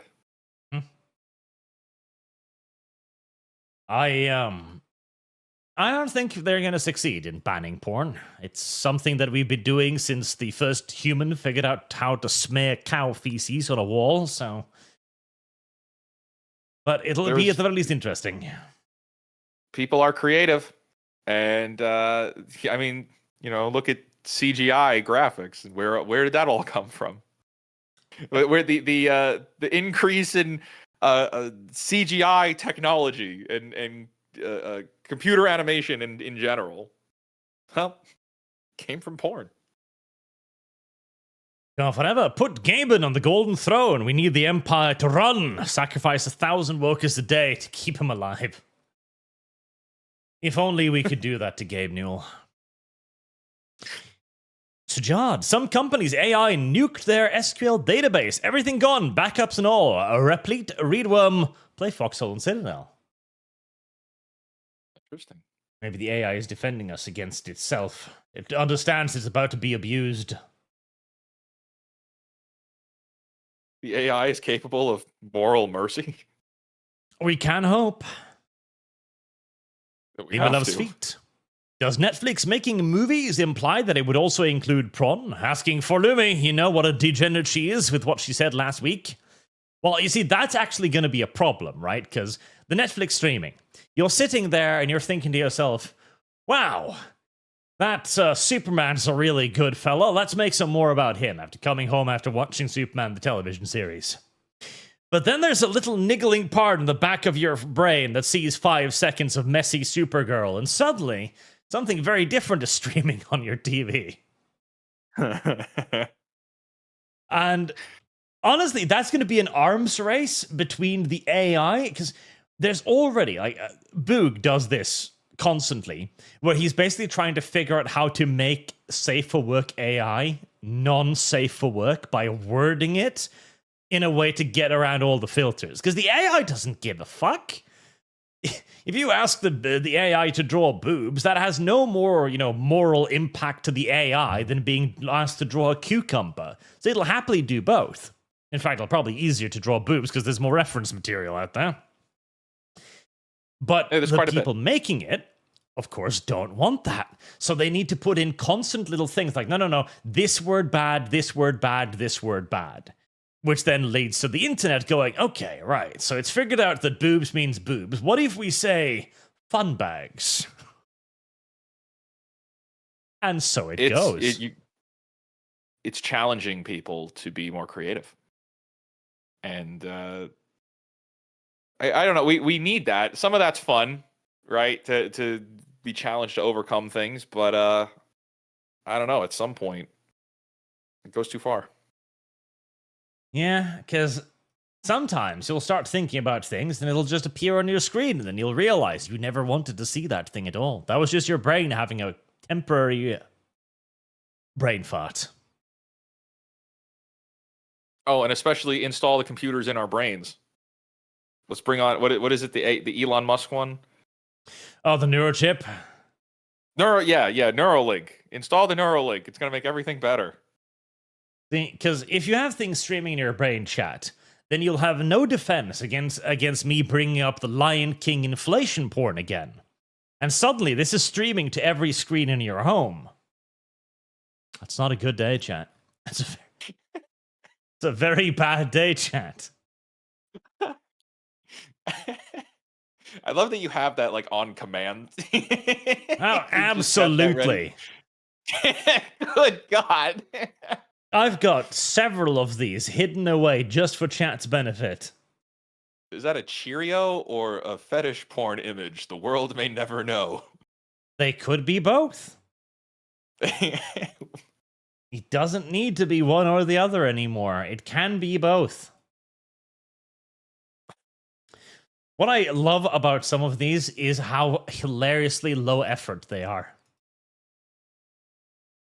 That's a Microsoft Paint image there. Yes. Yes. Somebody saw a cub in The Lion King and thought to themselves, I could jerk off to this if only he was fatter. I take it all back, Arch. We need the government to intervene. And suddenly, this one's more creative. This is higher level Photoshop skill. You even got little paws there sticking out. You can still see like the basic shading on the sphere and where they just cut out like tail and head and stuff. But you know, this is the next level of effort again. I'm fascinated with the thought process of, hey, I'm gonna sit and open up Photoshop and work on this. And then they made that. And that's very interesting to me. Oh, damn it. This one's been censored. Okay, let me see if I can... For good reason, perhaps. God for Google image cache. There we go. I like this one, too. The whole pause was so retarded.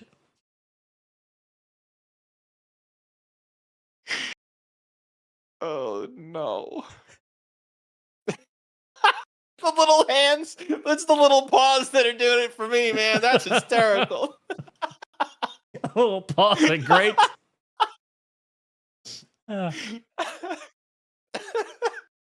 They're giving each other the rape stare, and those little hands open, like, yeah. Good Lord.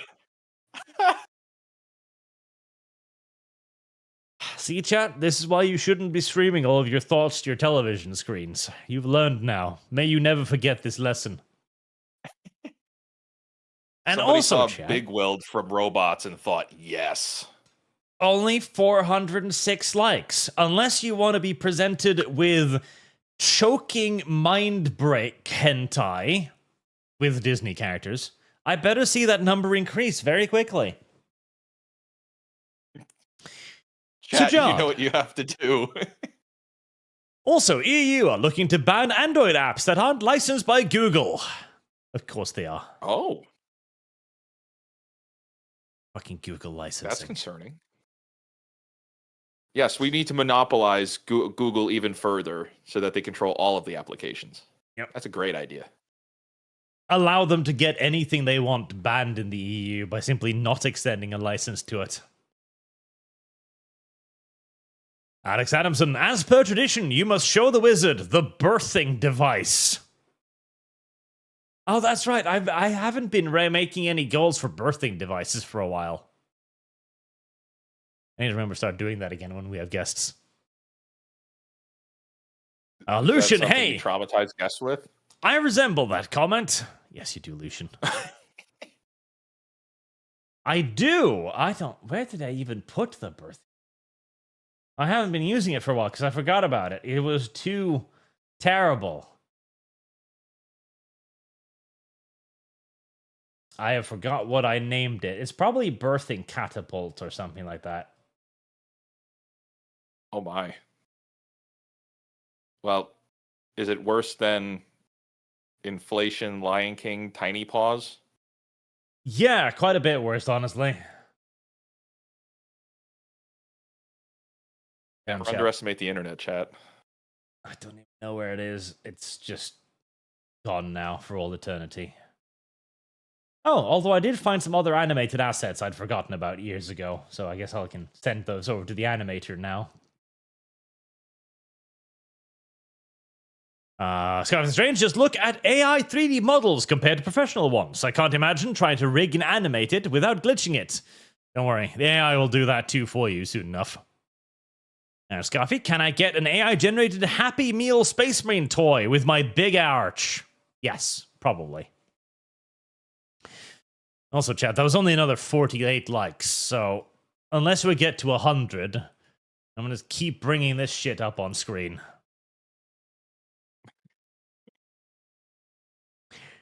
191 Redbird. Yep, no time to move further into the woods and get more animals and tin foil. Yep. That's all you're gonna have to do. Oh, yeah. I imagine there's probably a lot of pornography around the hypnotizing snake Ka somewhere. I just need to find it to bother chat with. I mean, this is concerning all on its own. I must admit, I never considered the depravity that would be taken up with the Disney animation. And that's my fault. Oh, look, chat. Somebody made a movie. No way. A short film. A short film, yes. A tasteful short film. Probably expected to show up at the Cannes Short Film Festival in the near future. Damn, there is a lot more of this than I was frankly expecting. No, not Fire Emblem 2. Is nothing sacred. You wanted to stop, chat. 500 likes. Alexander Cross, who work in that industry, can confirm drinks are not refrigerated. They are stored at room temperature in cardboard boxes. Water is same as stuff in the taps. Hey, I don't know. In America, we have it refrigerated most of the time. That's part of the American benefit here. And We're Uzum ramstrong Charles for a very generous 50. Thank you very much, sir. Here's 50 for the GTA 5 birthday stream I missed. Put it towards something being funded that's low.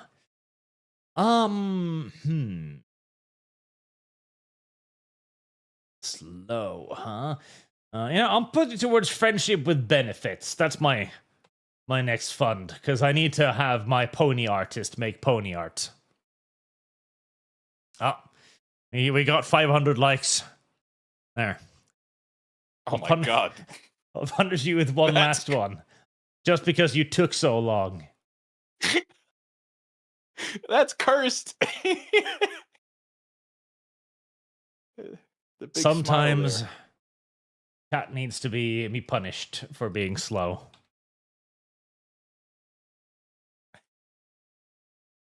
Let's see, where did I put... Here. Here, you can have the waifus from Overlord kissing instead. I'm sure you're happy with that.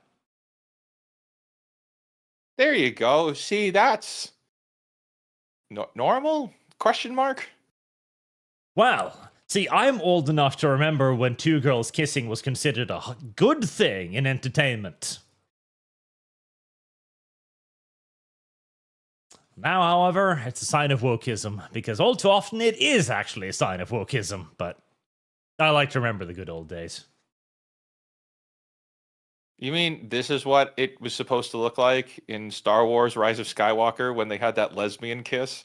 Yeah, this is what they were supposed to look like. Damn. See, that's I hate that the movie difference. more now.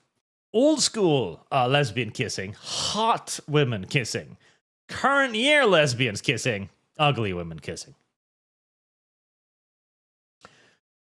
And since we funded My Little Dictator, you can have a sneak peek at that too. My artist instructed me to keep the artist secret on this one. It was too spicy, I guess. Whatever for. Whatever reason why.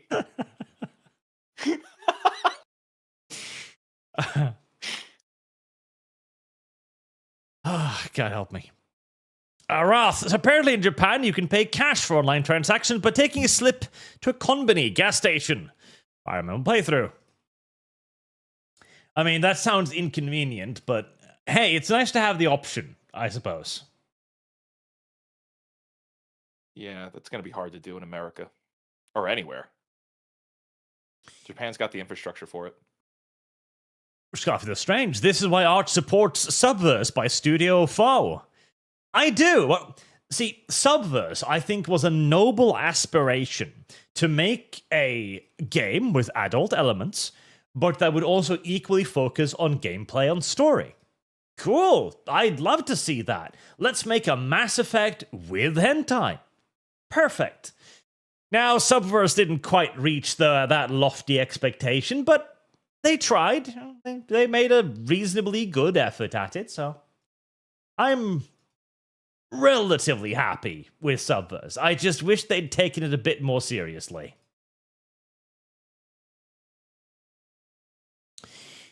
The real Horsenator, the ironic part is that I'm pretty sure that the tentacle are a result of censorship in Japan. Wow. Now we can use it as a weapon against censorship, the way it was always supposed to be. You just made a good point for it to be like for it to be the weapon. Sujard, having personally experienced a relationship with a Dorset girl, I have no doubt women are more depraved than men. Read Worm, play Citadel, and Foxhole. I don't even know what Dorset means, and I don't want to look it up. I was thinking that too. Nightmare, Savvy and Lumi's fanfic, 50 Shades of Grey, but Arch is the girl and Sargon is the guy. That's pretty specific. I'd like to exchange my fandom for somebody else's, please.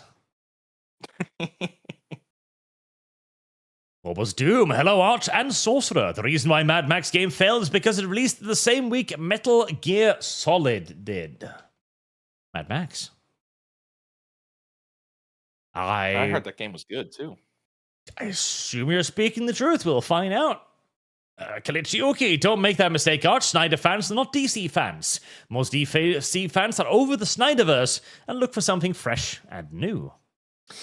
Yeah, like, I am not a massive fan of the Snyderverse, mostly because I hate the way Zack Snyder shoots things. Everything is gray and dull and depressing. And I don't usually go to the movies to be depressed. That's not the emotion I want to evoke within myself. My fandom for Zack Snyder, which I did appreciate Zack Snyder for a while, completely went away when I watched Army of the Dead. That movie was a pile of shit. After that, I'm like, oh, this guy's a pretentious asshole.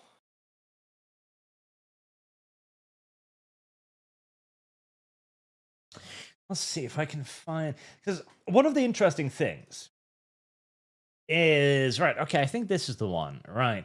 So, if you take the Man of Steel suit in normal lighting, it looks pretty good. It's a good Superman suit. Could have been brighter. But then you look at it in the actual movie, and God, I fucking hate the color grading in every Zack Snyder film. Like, this is what is primarily responsible for superhero fatigue, in my opinion. This and the Marvel movies, which basically burnt everything out on it, but it's a superhero movie. It's not supposed to be dull and gray and bland. It's supposed to be vivid, vibrant. Yes. It's supposed to be a fantastical universe. And in BVS, it only got darker, both in tone and in color. This is, again, why I will continue to defend X-Men 97, despite the weird homosexual proclivities of its writer. Because at least it understood what it wanted to be. Just, well, more X-Men from the 90s. Like, okay, yeah, this is a good thing. I'd like to see more of this, please. Oh, I couldn't bring myself to watch it. I couldn't do it. It is actually pretty good. It does have some flaws, but it is majoritively X-Men from the 90s continued. Yeah, I just... This is... X-Men, this particular X-Men show was like my favorite cartoon ever. And it ended for me with Graduation Day, and I was pretty happy with the way it ended. It was a good setup. It resolved a lot of things. I just don't think they needed to do it this way, like this. Because I don't know what happens next now, you know? It's like, all right, well, this is the established canon from the 90s. And yeah, season 1 was good, but now season 2, season 3... If it gets into a season 4, like, what are they going to do to it? I don't trust them. And the guy that ran this and heralded this and you know, tried maybe, 80% he was faithful 80% without changing things, maybe a little bit more depending on who you talk to. What is the next showrunner going to do to this show? My faith is low. The complication is on multiple levels here, because the guy who made this was Bo DeMeo. Bo DeMeo is weird on so many fucking levels. Yeah, that guy's strange. That guy's... I don't even know where to fucking begin. So, he clearly knows X-Men. He demonstrates that with 97. It's a damn good X-Men show. I really enjoyed it. And it had a couple of scenes that genuinely gave me goosebumps. Like, top-tier, masterful scenes. And if he can continue to produce that, then I don't care that he's a gay, half-naked OnlyFans star. I'll just ignore that, okay? I don't care that he draws himself as a gay Cyclops. I'll just ignore that. But the problem is, he made enemies with everyone else who worked on this over the most ridiculous shit. He was accusing Marvel, Disney, of being homophobic. And I was like, okay, how much of a flying explosive faggot must you be to get a Disney executive to be homophobic towards you? Good God. And so hang on. I just have to imagine, what else was going on for him to be making, because I don't think, correct me if I'm wrong, but we don't have the full story of his release, do we? We do not. Like, do we have the full story yet? I don't think we're ever gonna get it. He teased releasing the full story on his OnlyFans, but even that wasn't the full story. So yeah, it's talk about a grift. But like, my theory is that this man is so fucking obnoxious that they couldn't tolerate him. Like, I think he walked into the fucking office looking like this and just stood next to somebody's desk pressing his crotch against the guy or something. Yeah, Mike Cyclops buffer. Yeah. If he's this strange with the internet and hey, you could be a great storyteller, you could get everything right with X-Men, great. But this guy could be with the way he addresses the internet so recklessly, I can only imagine Disney was looking at this like, hey, we might have a liability on our hands. And for them to fire him like the way that they did, dude, we don't have the full story at all. He must have done some shit. Yes. Yeah. For you to not even get through your first season, to be fired by Disney and then claim homophobia? Oh, dude, what did you do?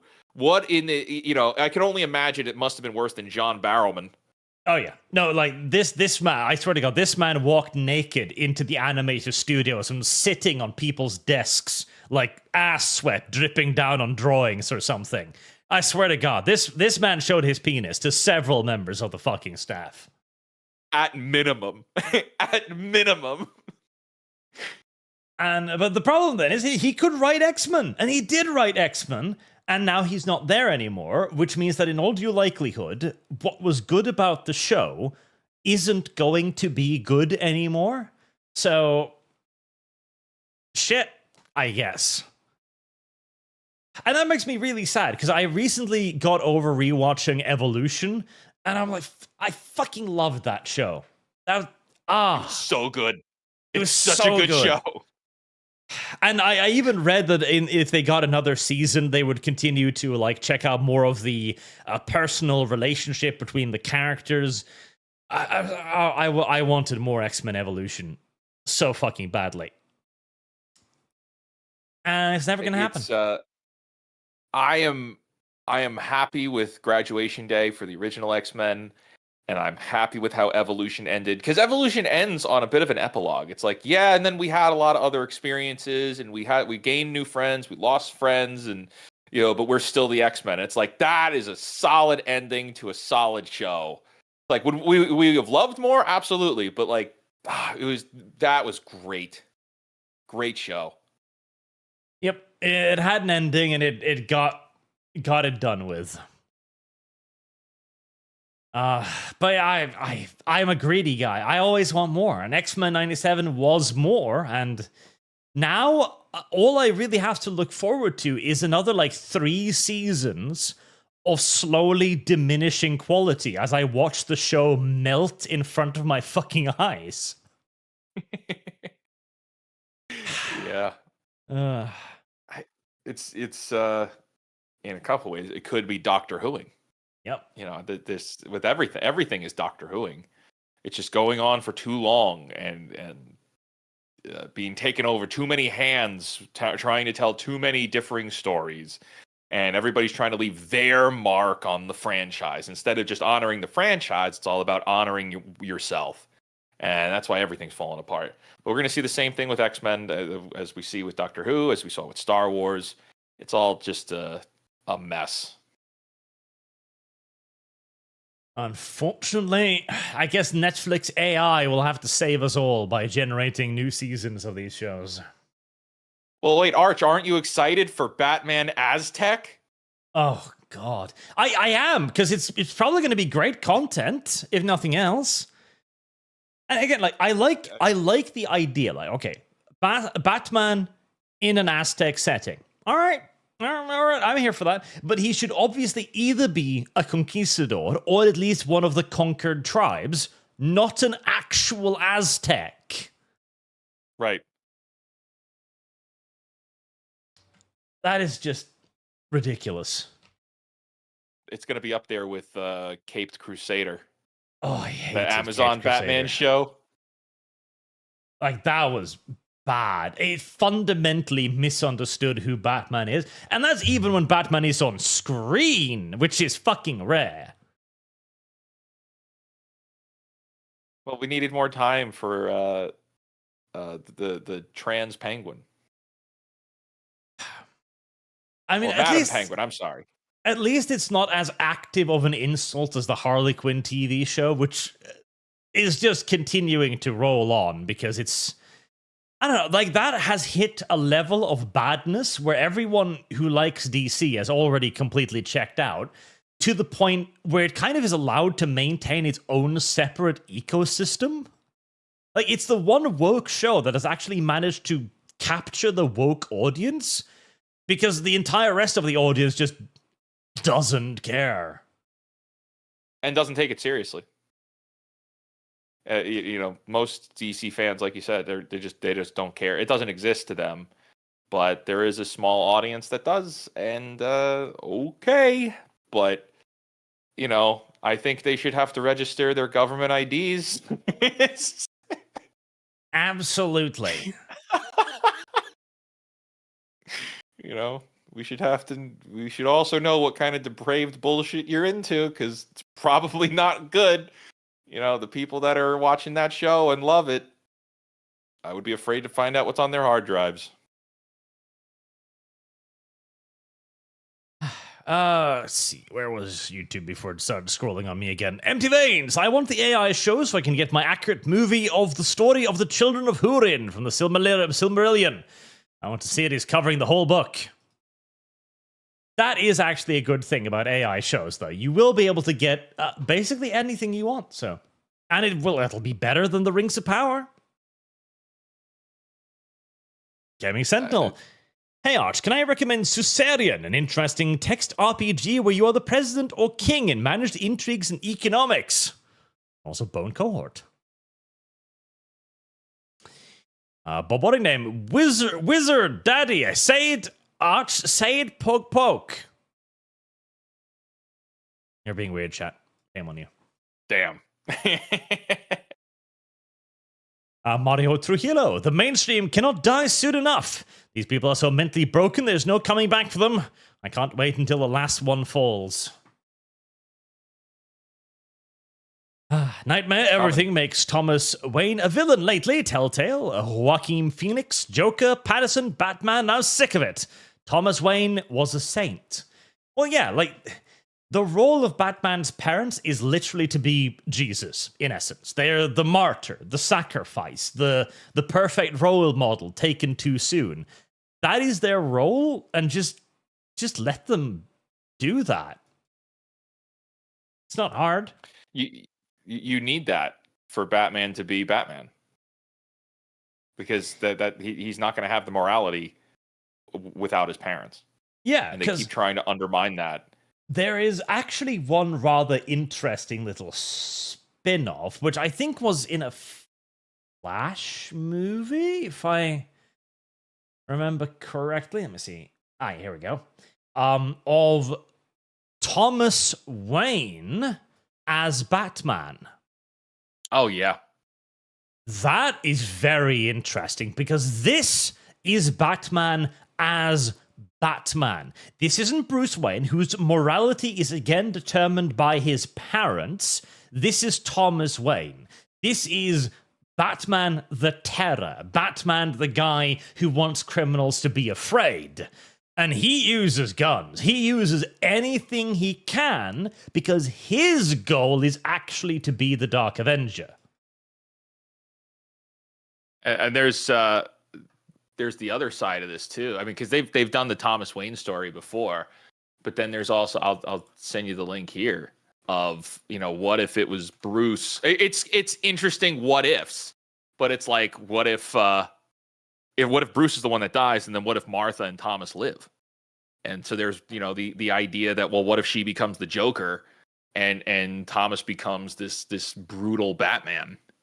Well, that's an interesting idea, because you're taking the Bruce Wayne out of it. You're flipping the story on its head, and there's still that level of pursuit of vengeance, but it's not all good. Whereas the Batman story is that pursuit of goodness, through pain.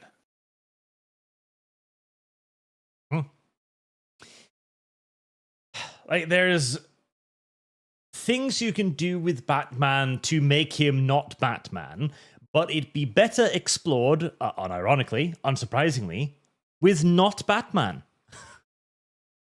Yeah. The issue is we're too stuck on characters these days, and I sympathize, because it's very difficult to make an iconic character, as demonstrated by, there's like 20, 30 mainline Marvel characters out of 8,000, right? And so you want people to look at Batman because he's recognizable and he sells, and you want something other than just regular Batman. But, well, these days, regular Batman is the rarity. These days, good guy Batman, good guy Superman are rarer than dark Batman and dark Superman. Yeah, it's been a long time since we've seen, I wouldn't even say all good, but just hopeful. It's been a long time since we've seen hopeful heroes, like genuinely hopeful heroes. I always like to plug Batman the Brave and the Bold as a TV series, because it is pure Silver Age goodness, and it's really solid, it's really optimistic, and it's just Batman having Batman adventures. It's very good, and it too understands the character very well. It has some far more serious episodes when, for example, Batman discovers who killed his parents, Joey Chill, and he confronts him. That's a very, very good episode. And hey, everything is better than the Caped Crusader. No. Yeah, and there's did you watch any of the New 52 movies? The animated movies? I don't know. It was like Dark Apocalypse War and the Justice League War. Oh, the ones with the new art style. Yes. I think I tried to watch some of them, but man, like this here, like, is just perfect example of DC, right? Because DC is a company that cannot stop hurting itself. It refuses to stop hurting itself. It had the perfect art style in the Justice League and the DC animated series. It was easy to draw. It was clear and obvious, and it was known worldwide as being the DC art style, and they replaced it with this generic trash. The stories were like okay, but it just, you watch these movies and you're like, oh, we're really far away from the classic Justice League show. We're really far away from the classic Superman. We're really far away from the Kevin Conroy Batman show. Like, we're just never going to get that level of excellence back. Nope. And that's kind of disappointing. The Bruce Timm show. This show's insanely good. Fucking great. And the best part also is the continuity, because it starts with Batman the Animated Series and runs up to, I think, Justice Lords or something. Like, it's really long, really consistent. Characters stay the same. Voice actors stay 90% the same. Really, really, really, really, really good stuff. Yeah, this was...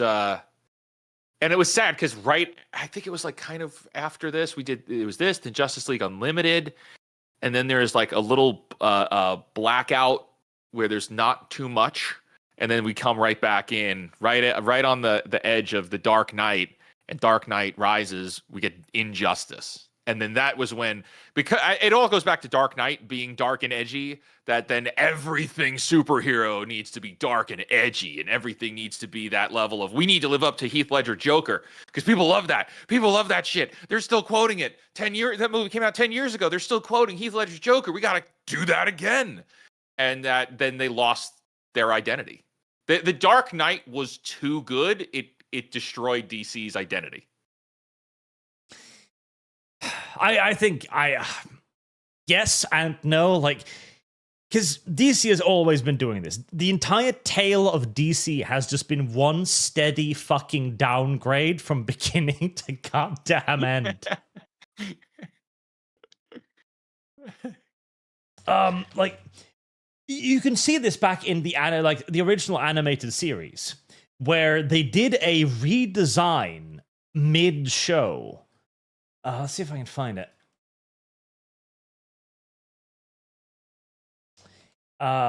They did. Oh yeah, there we go. So you went from the original style of, say, Poison Ivy to the more newish style of where she's now just kind of inhumane looking.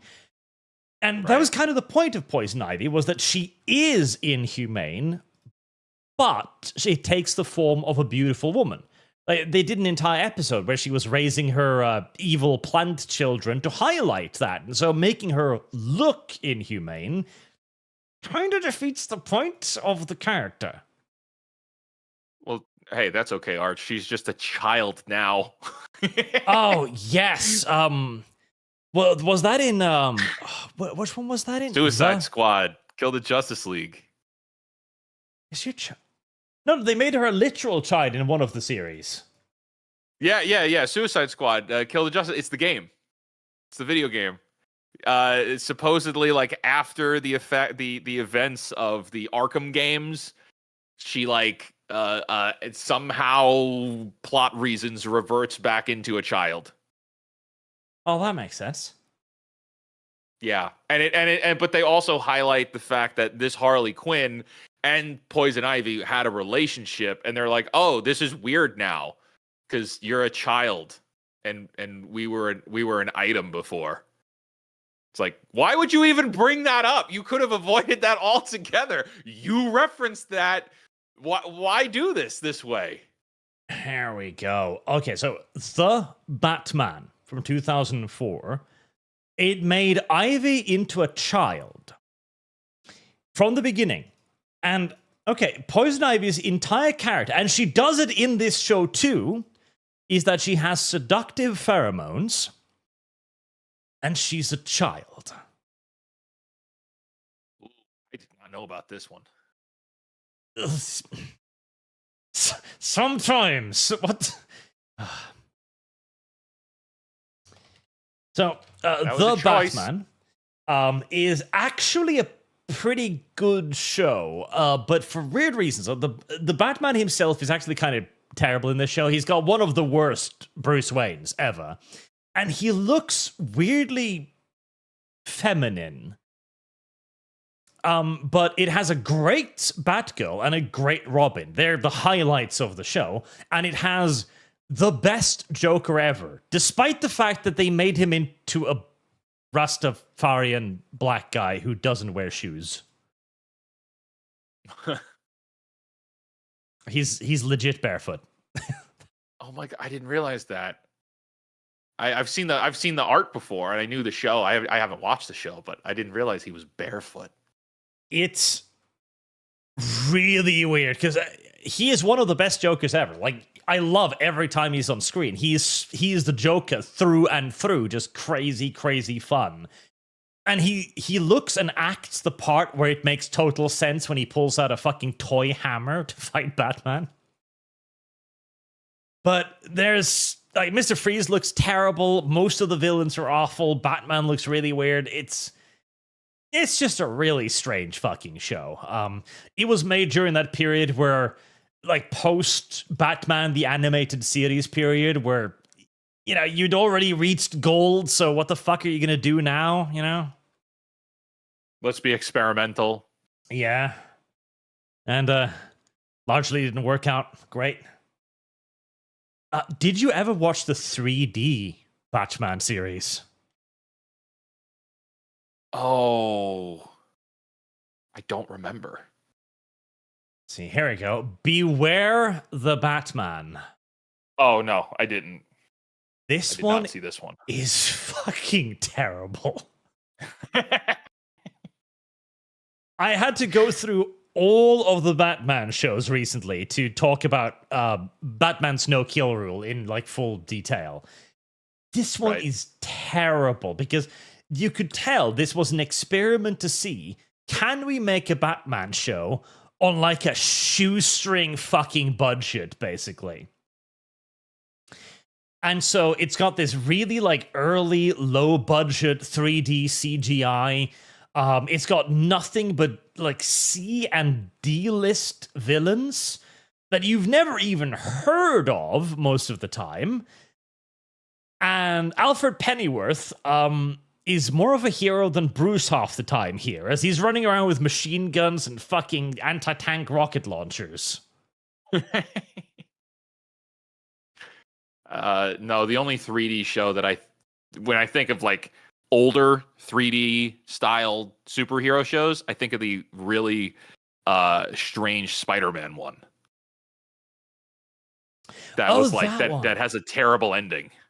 Yeah, no, see, that one I liked because they were trying to do something more, not dark, but grown up with Spider-Man, which I enjoyed the idea of. Because Mary Jane isn't just like, hello, Peter, you're a nerd, and I want to bone you, because this is a self-insert kind of thing. But it was clearly too grown up for the time, and so it got a single season and then just died. Yeah, it had the devastating ending. Yes, because the ending literally has Mary Jane go like, I'm sorry, Peter, you couldn't show up in time. I'm going to have to go fuck the jock now. Oh, wait, no, wasn't it the one where, like, the world ends? There's one of them where, like, the bad guys win. I don't even know that one. Oh, now I gotta find it. There's I think it's called Spider-Man Unlimited show. I think this is it. Oh, it's okay. No, I have it confused. The other one is 3D. This one, I think it has some 3D elements in it, but, like, the ending is really bad, and he loses in the end. Yeah, no, this is definitely it. Here, I'm gonna send what do I got? I'll send the IMDb thing. It's called Spider-Man Unlimited, 1999. Unlimited. I have not even heard about this one. Yeah, this one, I think this was supposed to be like this is a follow-up to something. I don't remember exactly what it is, but the lore behind this is, like, this was a spin-off show of some other Spider-Man property, and it's like it's got a lot to do with the symbiotes. And yeah, it's only got, like, 13 episodes. And it ends with, like, the end of the world. Jesus. That is worse than the 3D one, then, because at least in 3D one, it just ends with Peter Parker getting cocked, basically. Which, by comparison, is good. The 3D one. Spider-Man 3D show. Oh, yeah. Spider-Man, the new animated series. Yep. From 2003. That's it. Yeah, and that ends with him, the cuckening at the end. Yep. The only notable thing is that it had a weirdly hot Mary Jane. That is the only notable thing about it. Hell yeah. I don't know. I have a thing for redheads, so I'm in. We all did before Hollywood eradicated them. They did, and it breaks my heart. They really did just wipe them off the fucking earth, too. That's the worst part. What they call it? The no, I'm ginger genocide in Hollywood. Yep. But there's that classic picture of like all of the replacements. And one's only worse than the other. Oh, yeah, there you go. So, have you seen live action Starfire? Oh, I refuse to watch it based on the trailer of fuck Batman. Yeah, all right, screw you, I'm done. Yep. No, I refuse to watch it because of live action Starfire. Like, holy shit, that is that is one of the worst live action versions of anyone I've ever seen. That is atrocious. Holy fuck. Why did they do that? They didn't need to. That was a choice. That was a choice. That was a deliberate choice to just absolutely ruin Starfire. But here's the problem now is all iterations moving forward will have a like an Anvil-esque weight on them to make them all look like that moving forward. Unless somebody like James Gunn at like that caliber has to say, no, we're going to do it like just write out the comics, or we're going to do it a different way. We're going to make her orange like she's supposed to be. Like there's a good chance that they all like look like this now. Well, there's a couple of interesting things, right? Because in many ways, this kind of began with Game of Thrones. With Daenerys and the chick who was playing her. Because Daenerys was supposed to have purple eyes. And they had purple contact lenses for her in the first season. But the actress complained that it made her eyes itchy. And instead of finding other contact lenses, hypoallergenic ones or more comfortable ones, or CGIing it in, or anything else, they just dropped it entirely and forgot about it forevermore.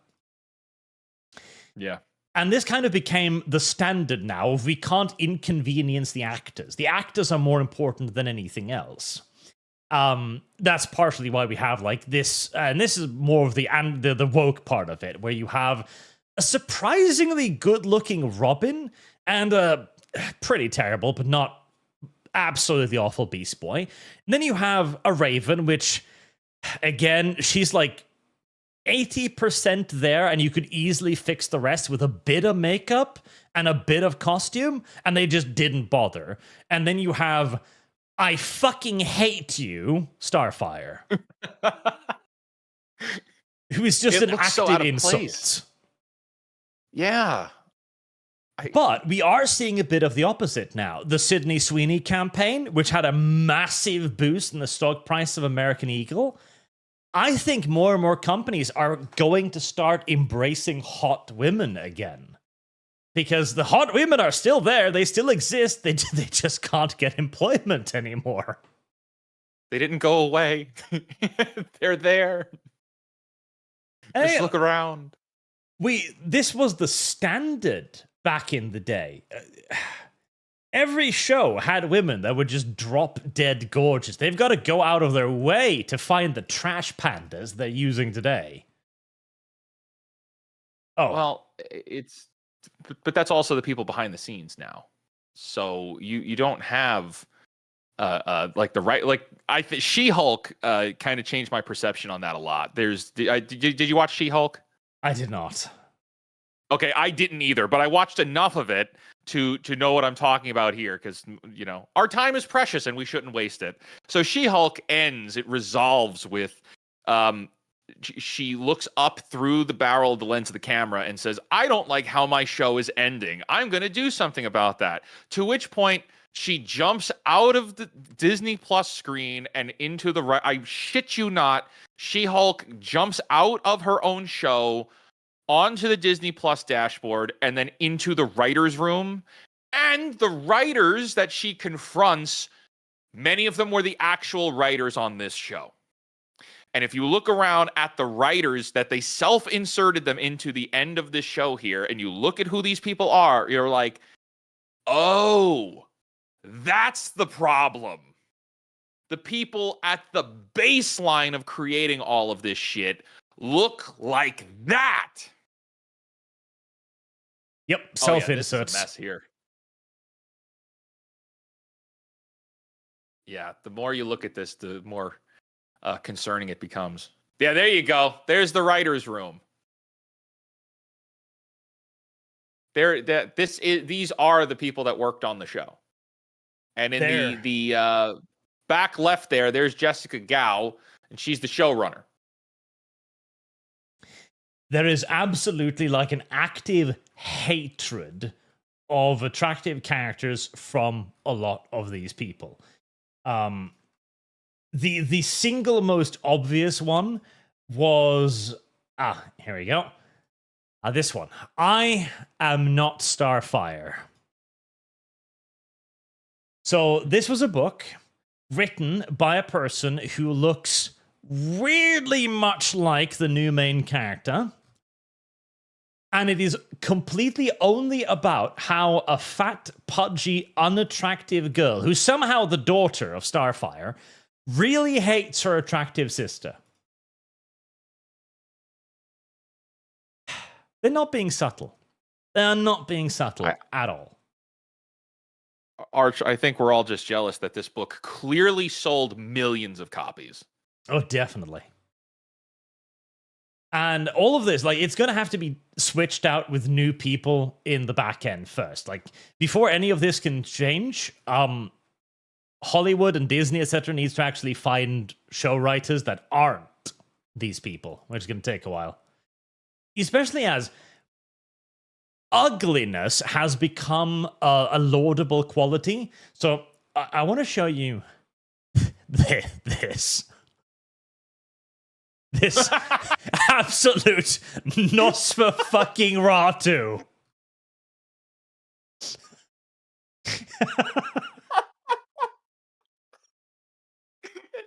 It's the fingers. It's the fingers. The fingernails there. What in the fuck is that? The fingers, the face, the nose that looks like a snout. She looks like a fucking Nosferatu, unironically. Oh no, wait. That's Jesus Christ you're talking about there. Yes. And it is even worse in okay, here. Let me show you the video clip. Look at her move. Holy shit. This is incredible. This is going to make me copyright claims. But look at her. Look at the way the hand, the fingers, the legs, the everything. The spine popping out of her back. This is a movie monster. No way, dude.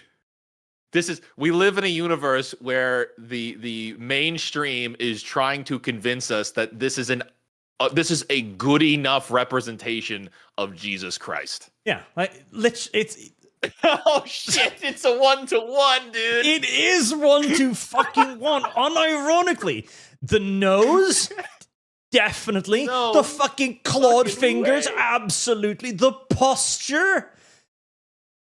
she's fucking Nosferatu. If you cast this woman as Nosferatu in black and white, and you just like CGI'd her skin white, I would be scared out of my fucking pants. And we thought the Skarsgård film Last Christmas was a Nosferatu film. Bullshit. It's on Twitter today.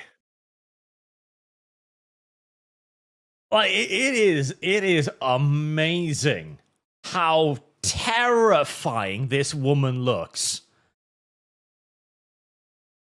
It is generally something that is difficult to believe, that you can find a woman this fucking scary looking and have her cast as a major character, as a superstar. I just don't understand what they were going for here. Like, how off Broadway was this? I don't know, this probably is actually a major fucking show, because I don't remember her name, but this actor is like huge. She was in the Wicked. Yeah, Wicked. Yeah. Yeah. Oh my gosh. Yeah, Cynthia Erivo. Well, the articles, if you just type in Cynthia Erivo, Jesus Christ Superstar on Google. Oh, Adam Lambert defends Cynthia Erivo's Jesus Christ Superstar casting. Quote, "That's the point." Is it? For her to be incredibly creepy? For her to be terrifying to look at? I mean, I don't know, but personally, in my straight white male eyes, I see a disparity between these two pictures. I don't see those are the same pictures. I just don't. All the way. I don't feel all the that way down to Jesus septum piercing, bro. Should be actively scary.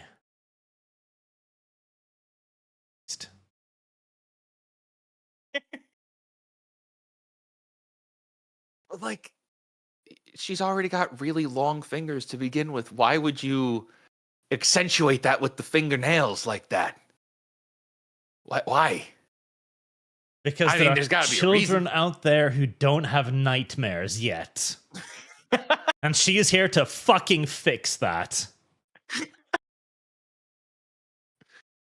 And show this woman to a child, and you will have a crying child. I didn't mind the Broadway shows and stuff. I usually like those, but I refuse to see Wicked. I've seen Wicked on Broadway. I refuse to see Wicked because the PR with this woman, the marketing campaign with this woman was absolutely insufferable. With her and Ariana Grande holding on to each other and holding hands and crying in every interview. Shut the fuck up. Yeah, I'm the same way. Hamilton is one of the best fucking pieces of musical ever goddamn made, and I love it to death. And that is despite the fact that it's the wokest fucking thing ever made fucking too. I hate the politicking behind it. I hate they called out, oh god, I don't want to say JD Vance. Mike, the previous vice president. I hate the fact that they were sued for racial profiling because they were looking for black actors only. I hate everything about this show's politics, but it is one of the single pieces of woke entertainment that is genuinely great. Yeah, with Pence, with Mike Pence, yes. Mike Pence, yeah. Yep. They called him out. That was unnecessary. You could have just not done that. Yep. Whether you like the guy or not, I mean, I don't particularly care for him, but you just don't call it out at all. Yeah. You are dancing monkeys. You dance for my entertainment. We need to hammer that lesson back into actors of all stripes. Yes. Listen, you are here to be on screen to play a part. That's it. I don't give a fuck about anything else about you. But we also, so in my line of work, I've done a lot of work doing the Comic-Con circuit, just with actual, like, working with the convention owners. I do the marketing with them. And so in that line, I have met with lots of celebrities. and I've worked with lots of celebrities. These are, some of them, sweetheart people. Some of them, they know what's up. They're aware of the gripes that people have, and they feel the same way. That is the minority. The vast majority of celebrities are fucking morons. They are fucking selfish, self-centered, egotistical fucking morons that have no idea about what the common people are doing or thinking.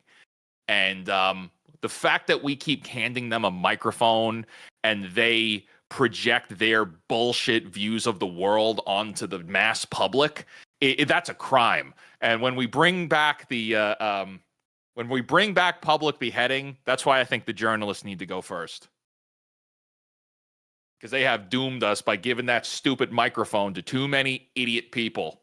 And they do it for the ratings. But it all goes back to idiot journalists. The Access Media sold us all out. And they handed we have to care what Cynthia Erivo thinks, or we have to care what the Hamilton cast thinks about the real world, even though they know nothing about it. They know not a shred of what most people have to deal with on the day-to-day. And they never will. They never will understand that. But it is insane how moronic celebrities are. Yep. That's what happens after a decade of having people kiss your ass. You get weird about it. Yeah, they are. Dean Domino 25. The only possible hope I can see for Steam is if Lord Gaben has been secretly training an advanced AI to think like him and name it the new CEO. That would be nice. That would be fun. That would be fun to see that play out. There's a movie in there. That's a movie story. Sujad, I think the new recording, the recording of Jor-El was supposed to have been fake, manufactured by Luther and Co. Read one place it on Foxhole. Yes, that's what they should have had, honestly. They should have had it be a fake, because it would have had the exact same effect, honestly. It would have brought on mass panic, and it would have brought about that moment of doubt in Superman, and it would have allowed Superman to remain Superman without the weird rape dad.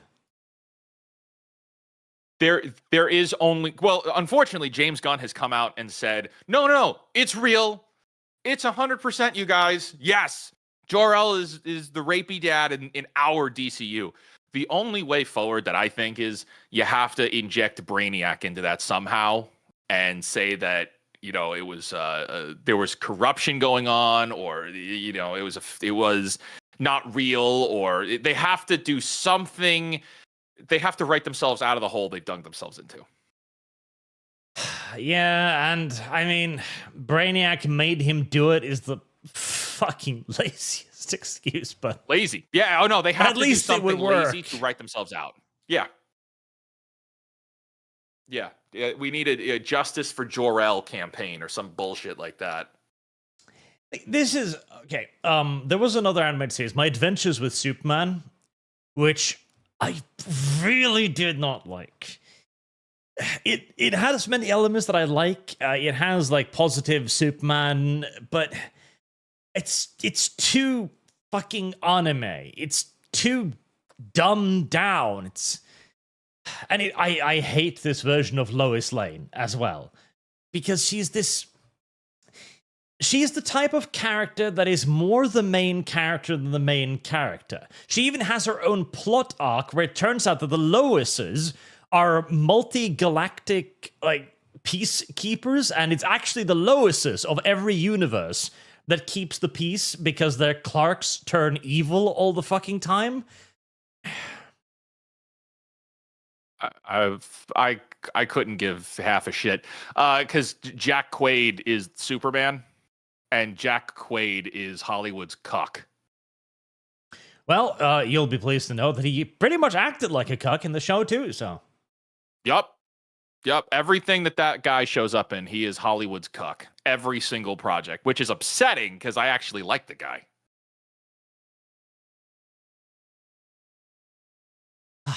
But couldn't take the show seriously. But it too had Brainiac, who had manipulated Kara into being evil, and then they screamed together for a bit, and then Kara's no longer evil, and they beat Brainiac by punching him. Because this is how you do. Sajad, in regards to Thomas Wayne, we mostly only ever see him from Bruce's perspective. It's not a big stretch that outside of Bruce's perspective, Thomas may not have been a great guy. No, that's true. Like, realistically, he could have done all kinds of assholes things, but I don't want to think about that.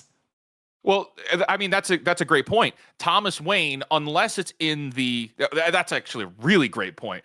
Unless we're doing Thomas Wayne in the style of Flashpoint, or we're exploring an Elseworlds kind of story, Thomas Wayne is not a character, he's a symbol.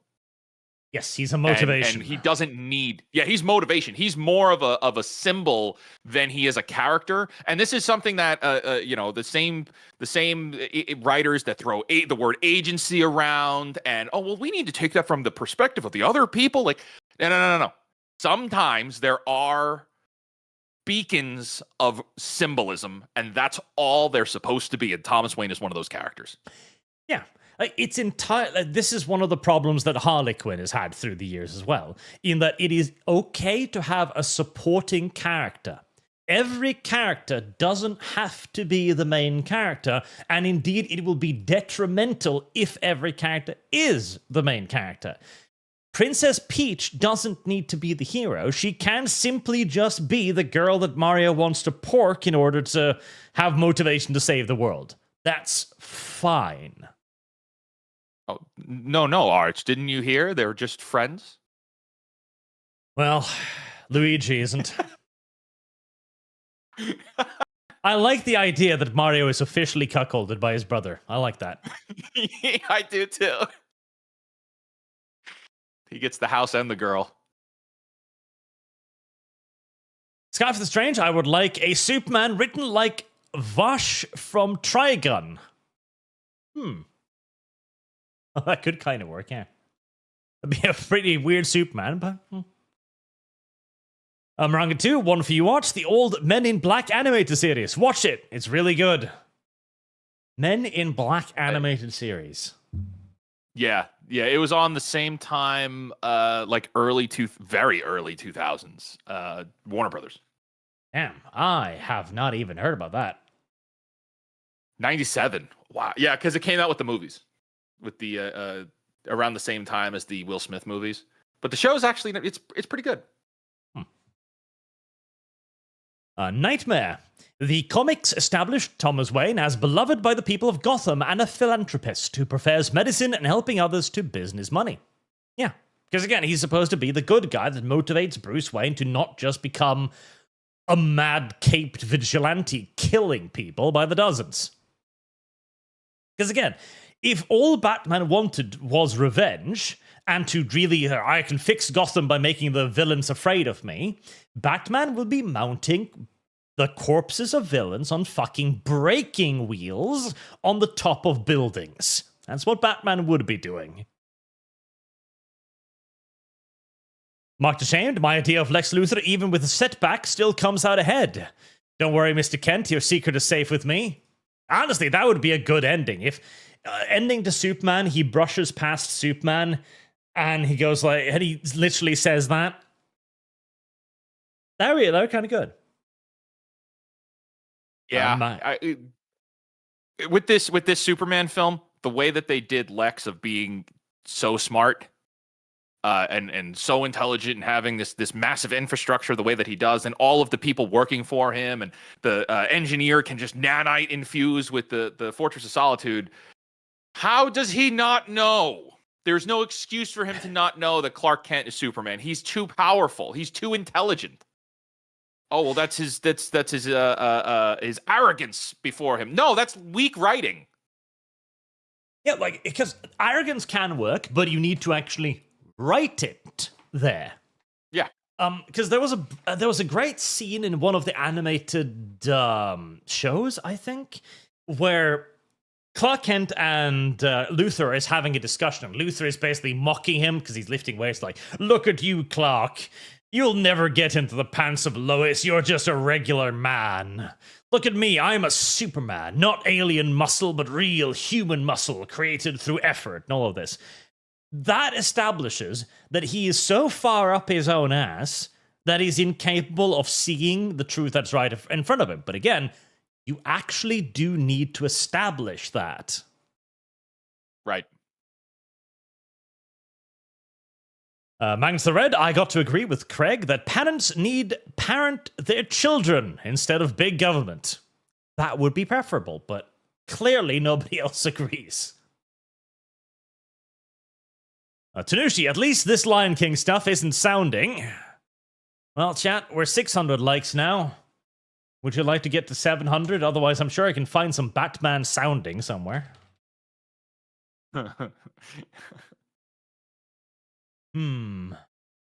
Sadly, Google doesn't give me any immediate results, but I'll keep digging. Mercenary on duty. Where's that Enclave Reborn playthrough art? Thumbnail is in production right now.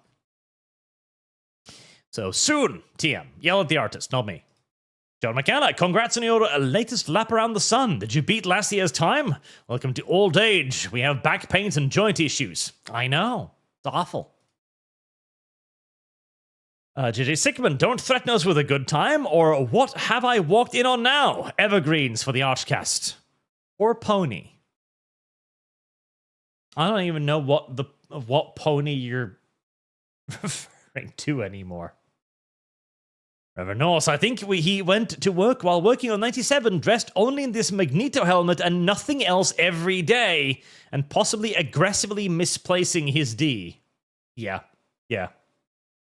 Again, like, the only way he... Like, the thing, he felt brave enough about it to speak out publicly, so he must have done something that he himself believed to not be that bad, but something that everyone else considered to be ridiculous. So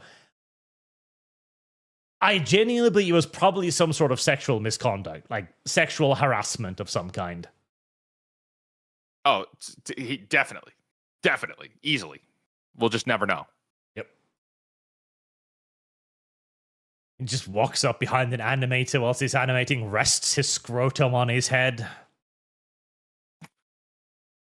That line could be straighter. Sajad, the only good hero show bub. that Amazon did was The Tick. It's genuinely good and funny. The Tick is actually good. I watched it. It only got like one season, but it was good. I didn't watch that one. It is actually pretty good, but the problem is it's only one season, so it never, gets anywhere or does anything, so it's kind of pointless. Yeah. Sajad, for the great DC movies, I'm still recommending you watch Batman vs. Teenage Mutant Ninja Turtles. You should really watch the Batman Shredder fight. It's near the start, so it's not a big spoiler. It's on YouTube, Wormhole, Foxhole, and Citadel. Citadel is only like good recommendation. $4 away from being finished now. Jackson Voorhees, no fish equals no like arch. Schmur. I don't know what the schmur means. Wartek Fire. I remember in a movie for The Batman, Joker gets turned into a vampire and has to fight in a blood bank. Why not? Exciting. Nicholas Morgan Quitstop compares Spider-Man, the new animated series, Mary Jane, with Vampire the Masquerade Bloodlines' Heather Poe. Kinda looks alike. Little bit. Vampire was a good game. Scarf the Strange, this anti-parent thing reminds me of what the Ottoman Turks did to the conquered nations to recruit Janissaries. Maybe we're all being recruited into the new EU army. Back half wouldn't surprise me, honestly. Marked Ashamed, every week, Palestine, censorship issue, crowd against Chevron, so I go fill up there. The reverse boycott. Mr. Luckless, Anita Sarkeesian, partially responsible for the removal of both Babes and the old gaming convention. She got a lot of good women fired. She did. Bad woman. Boog, people, all I see is women, not people. The real Zartax, this entire industry must be purged. Yes. CJR902, David should be the permanent dev replacement. A replacement dev. The DSV Titan, Cynthia Erivo, out there committing masquerade violations, going to bring the Camarilla down on the Nosferatu. Yep. She's not even gonna die. She's just gonna disappear. Mysterious ashes found in her fucking apartment. I mean, has anyone ever seen her outdoors during the day? I don't think so. Samurai Knight, Luigi is a one-girl guy and Daisy doesn't share. What Daisy doesn't know, Daisy doesn't get hurt by? Yes. Go sniff. Possible. Now that Mario's out of the picture. And Carl Anderson, what do you think about Riot allowing gambling? Well, with Kick growing slowly but surely more and more relevant, I think more platforms are going to do it. I saw a gambling ad on YouTube the other day. I think it's going to become socially acceptable again. And besides, it's Riot. Well, they owned the internet of it these days with League of Legends, so... There's money to be made. Gambling is big. It is. Never understood the appeal myself, but apparently a lot of people like it.